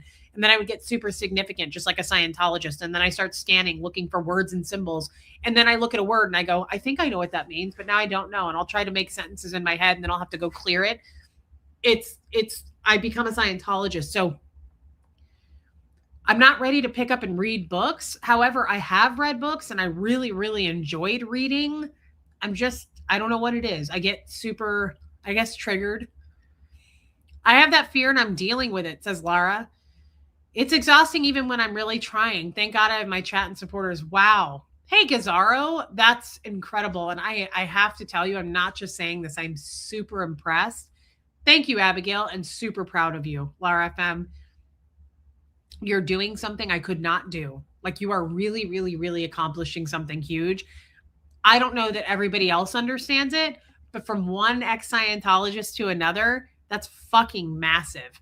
It's huge. And no one can tell me any different. It's really a big deal. Hey, Rhonda McNeil, we talked about you yesterday in the Zoom, praying for you and needing your kidney. It's a really, really, really big deal that she's getting her GED coming out of Scientology. It's damn near impossible to get over that fear.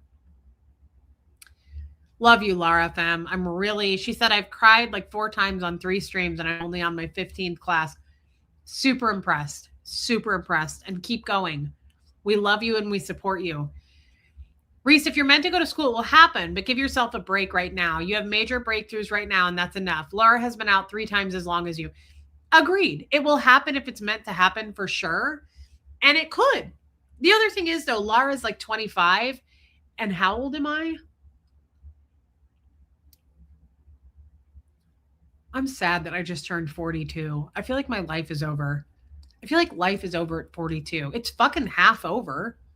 I mean, let's be honest. Like, I play Russian roulette all the time with my diabetes. I don't know that I'm going to make it to 60. And if that's the case, it's more than half over. I just feel a little depressed about that. I don't think that I need to be going to school. I'm just too old for that. But Laura's like 30. I think she's 27. She's not 40. That's ridiculous. She doesn't. No, she's wrong. She was told that. That's an implant. This is an incredible live stream, Reese. Watching you make these deep realizations is just amazing. Thank God you're with me on it, DS Kitty, because I feel like I've made no sense whatsoever. So I'm glad that a few of you followed along. And thank you for your super chat. I'm not saying the rest of you didn't get it because you just couldn't get it. You couldn't probably get it because I was spouting off nonsense and not making any sense. I hate that, but I didn't have any time to process it. I realized it. Usually I realize something and then I do a show about it. And like, guys, you're not going to believe this. I realized it today in this moment. And so I probably sounded nuts. But DS Kitty, thank you. Reese, it gives me goosebumps when I see you grow in real time. You get such a Anita card. I feel so different than I did when I started the stream. What I realized is insane. The reason it's oh, hold on. Okay. Hold on, my mom texted me.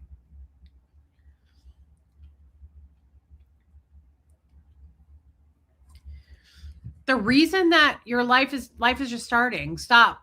Times change. You literally can live so much longer than I love you, Lara FM. Hey, sweet potato princess. Maybe. But even if I die at 60, I will feel good about it. I've done everything I need to do here. But the point is, you can do school anytime. My parents sure encourage it. My parents would pay for me to go to college. Good for you, Abigail. Oh, I'm sorry that your Shark Week is kicking in, but I'm glad your cold is getting better. The reason, where was I? The reason it was such a big deal today is, I know, thank you, Kirsty Collins, is I really have grown. I really have changed. I do see it. I feel it. I know I feel differently than I did 3 years ago. But I also just am so grateful for it all. And that's what I started this with, is even the hate, like, pour it on me, because you can't grow without the discomfort, right? You can't sit and just be happy all the time. You have to have challenges and things happen. Yeah, Renee B, it really has. So I appreciate that, but I appreciate everything you guys have taught me through this channel. That's why I'm so proud of this channel and I love it. And it's truly my love and my life, because I've learned so much, because all these thousands of people have guided me and taught me. This channel and therapy are my life. It's my breathing, because it's my oxygen is what I meant by that, is because there's so much, so I can't even put a number on it. Like, just how massive it's been reading this chat for 3 years. How many times have I read something and gone, that's interesting, right? And then it sparks something, and then we're doing shows on it for the next 5 days, and then it goes down other rabbit holes. You could not do that in Scientology. You were capped off. There was the sky is not the limit. There's a ceiling, right? And so you're not allowed to think for yourself. So this has been massive. This is the biggest gift you could ever give a person. I don't think you guys realize that. And that's why a lot of people reach out and go, Reese, do you know how much you've helped us? No. And I'm glad that it has helped you, but it's not me. It's the whole channel helping, one. But two, you're helping me way too much. And I'm way too busy trying to catch up with the rest of you by you helping me. So it's really been an amazing 3 years. Thank you, Auntie Janet says. Thank you, Renee B. It's really, truly been an incredible 3 years, because I have never once taken it for granted. Never. I wake up every day ready to rock and roll on this channel, because I'm so thankful that I get to come to work every day with over 300 people sitting here holding my hand through whatever it is we're going to talk about for the day. Because let's be honest, it's different every time. It's different every time. Sometimes it's devastating and sad. Sometimes it's hilarious. And sometimes, like the start of today's, it's just like going into the weeds and you can hardly keep up. But I'm so grateful for all of it, because I have to have all of that in order to be effective right now, right here, right now. I have to have everything I've experienced up to this moment in order to have experienced the growth I'm feeling. And so that's why I don't resist my hate. I don't resist the bad shit. I always think, thank you, Mad Drop. I love you, my friend. I always think how grateful I am that I've experienced and gone through all of that, right? Like, I still think it's funny when people are like, oh, Marilyn said this about you, or they're doing a hate, Aaron just dropped this. That's good. It strengthens me. I grow from that. I heal from that. You have to experience those things in order to get to where the fuck you're going. Who wants to just sit and never change and be stagnant? I don't mind the good, but I also really don't mind the shots fired at me. It helps me to understand better who I am and if I'm going to fold or focus under pressure. And oftentimes lately, I've been more focused than folding. It doesn't scare me, it strengthens me. And so I just think these are all beautiful things that Scientology never taught me and that I should have learned as a woman. Should have shaped into who I was going to be as a woman. I had no fucking life skills. I truly have gone through life going, I have to be married. I have to be with a man because I'm not good enough to be on my own. I can't make it financially. I can't think for myself. I need guidance. I need external masculine validation in order to make it anywhere in this world. That's how I used to feel. And now I'm like, no, I'll bulldoze right through that. I can handle it. I can take it. Thank you. Give me more. So that's all stuff that I should have learned and helped me to shape who I am as an adult. Instead, I've been this fearful person who's been threatened with loss, right? And disconnection and being declared my whole life as a Scientologist and being in trouble. Hey, Southern Sleuth. And now all of those fears are gone. And I think that's where it comes back to what we were talking about, Aaron putting all this hate out on me recently. Yes. Yes. Yes. Keep it coming, brother. It doesn't scare me. It actually, I need the practice in a weird way. It helps. It helps me, especially coming from an ex-Scientologist, because I see what he's doing. I see his tactics. I see him being a Scientologist, and it actually kind of sharpens my skills for life. I know that sounds crazy, but it's true. I just look at it in a much more positive manner, and that's how I see it. Like, bring that. Bringing it. Let's get ready to party, baby. Bringing it. Bring it. Bringing it. I laugh at that shit every time. Wasn't he in like a really ridiculous hat when he did that too? Wasn't it like a Curious George's dad's hat or something? God, I can't think of a lot more embarrassing than that. Like being like, let's get ready to party, baby. Bringing it. Looking like Curious George's dad. That's so fucking terrible. That's worse than any hate I'll ever get. Yeah, OG Gaslit. Aaron does not have these moments. No, of course not. Aaron will never self-reflect. He could have all these moments in like anybody could, but unfortunately you have to do work, like mental work, and you have to self-reflect. You have to see, you have to go back and you have to come forward and you have to go in the middle and all through the timeline. Aaron isn't willing to do that. He's more wanting to point out everybody else's faults, right? It's weird though, because Aaron says I was never in Scientology. So it's weird that I just did this stream today as a fake Scientologist. Wonder how I pulled all that out of my ass. Bring it. Bring it. Let's get ready to party, baby. Wow, what a pathetic turd. Hey, good night, Iwa. What a great time to be alive, guys. I actually feel a lot better. I wonder if I'm going to be less sick now because I've pulled myself out of it in a weird Scientological way. I hope that I take my NyQuil tonight and I wake up super refreshed tomorrow. Hey, Cindy Cat Lover, finding your strength now is massive. Thank you, Pat Jonas. I hope what I said tonight made sense, and I'd like to talk more about it this week because that is fucking fascinating. I'm really loving everything we just said, and I feel like I need to do more work on it. I mean, that's what therapy is. I didn't do anything magical, but like people like Aaron will never get this gift. They will never experience how amazing it is, right? To take accountability, right? And I don't mean accountability for what I did to other people, for what I've done and listened to my whole life in Scientology. I'm finding out who I am now, right? Yeah, Alana, so true. Aaron can't do that. because he will not look back. He will not look within. He will only point fingers. That's what all of the haters do. Don't look at me, look at that, right? That's just a typical hater. And it's someone who has to hate themselves before they can hate others. And by all means, Dick Smith Levin qualifies. He hates himself for sure. He can't get out of his own way. Absolutely not, Shelley.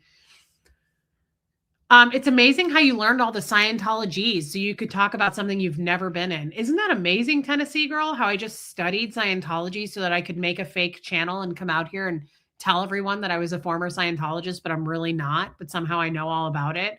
And I have an entire baby book that my father wrote as to being born into Scientology. And yeah, it's weird. It's really weird how somehow I made it all up and scammed and conned Dick Smith Levin, because it's all about him. Let's not forget, he's the only ex-Scientologist that matters.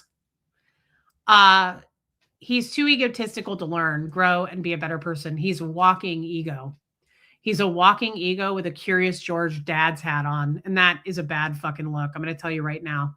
So Aaron Smith Levin introduced you to us knowing you were never in. Correct, Original Ann. According to his last stream about me or the one before, I don't know. Peckerhead Levin. That's hilarious. Original Ann, Aaron said that I scammed somehow the Aftermath Foundation when I called them and just made it happen that Aaron would call me back because that's who I was looking to scam and con. I don't know what I got out of him, but apparently I've been conning and scamming Aaron for years now. And I was never in Scientology. That's his new story. Is I was just somehow never in, and I made it all up. And right now I'm just AI. This isn't even real. I am AI. None of this is real. You never saw it. He just gaslit his entire community, which we will be true in saying is small now. I mean, it is a small community, but he gaslit. Yeah, the jig is up. He only cons himself. He truly is all ego, though, and that's sad as shit. He'll never learn anything. He'll die that way, and it will be sad. It'll be sad. I don't want to say that because I hope. Am I talking about the yellow hat, Jamie Castro? Whatever hat he was wearing when he threw the chalk dust into that guy's face and was like, "Bringing it. Let's get ready to party, baby. Bringing it." That was a good look, and I hope he brings that back. It was a good look. But we all know that Aaron is a incredible dresser. He's very dapper. He did a series on Aaron. Mike Rinder did, yes. And Mods, thank you. Thank you for being here. What a great stream. Yeah, dude is walking ego. We should talk about that again sometime soon. Tommy's going live in 10 minutes. I may pop over there, but I may not. I'm going to go take my NyQuil because I'm excited about it. That's my new thing. I'm looking forward to that. Hey, Amy M.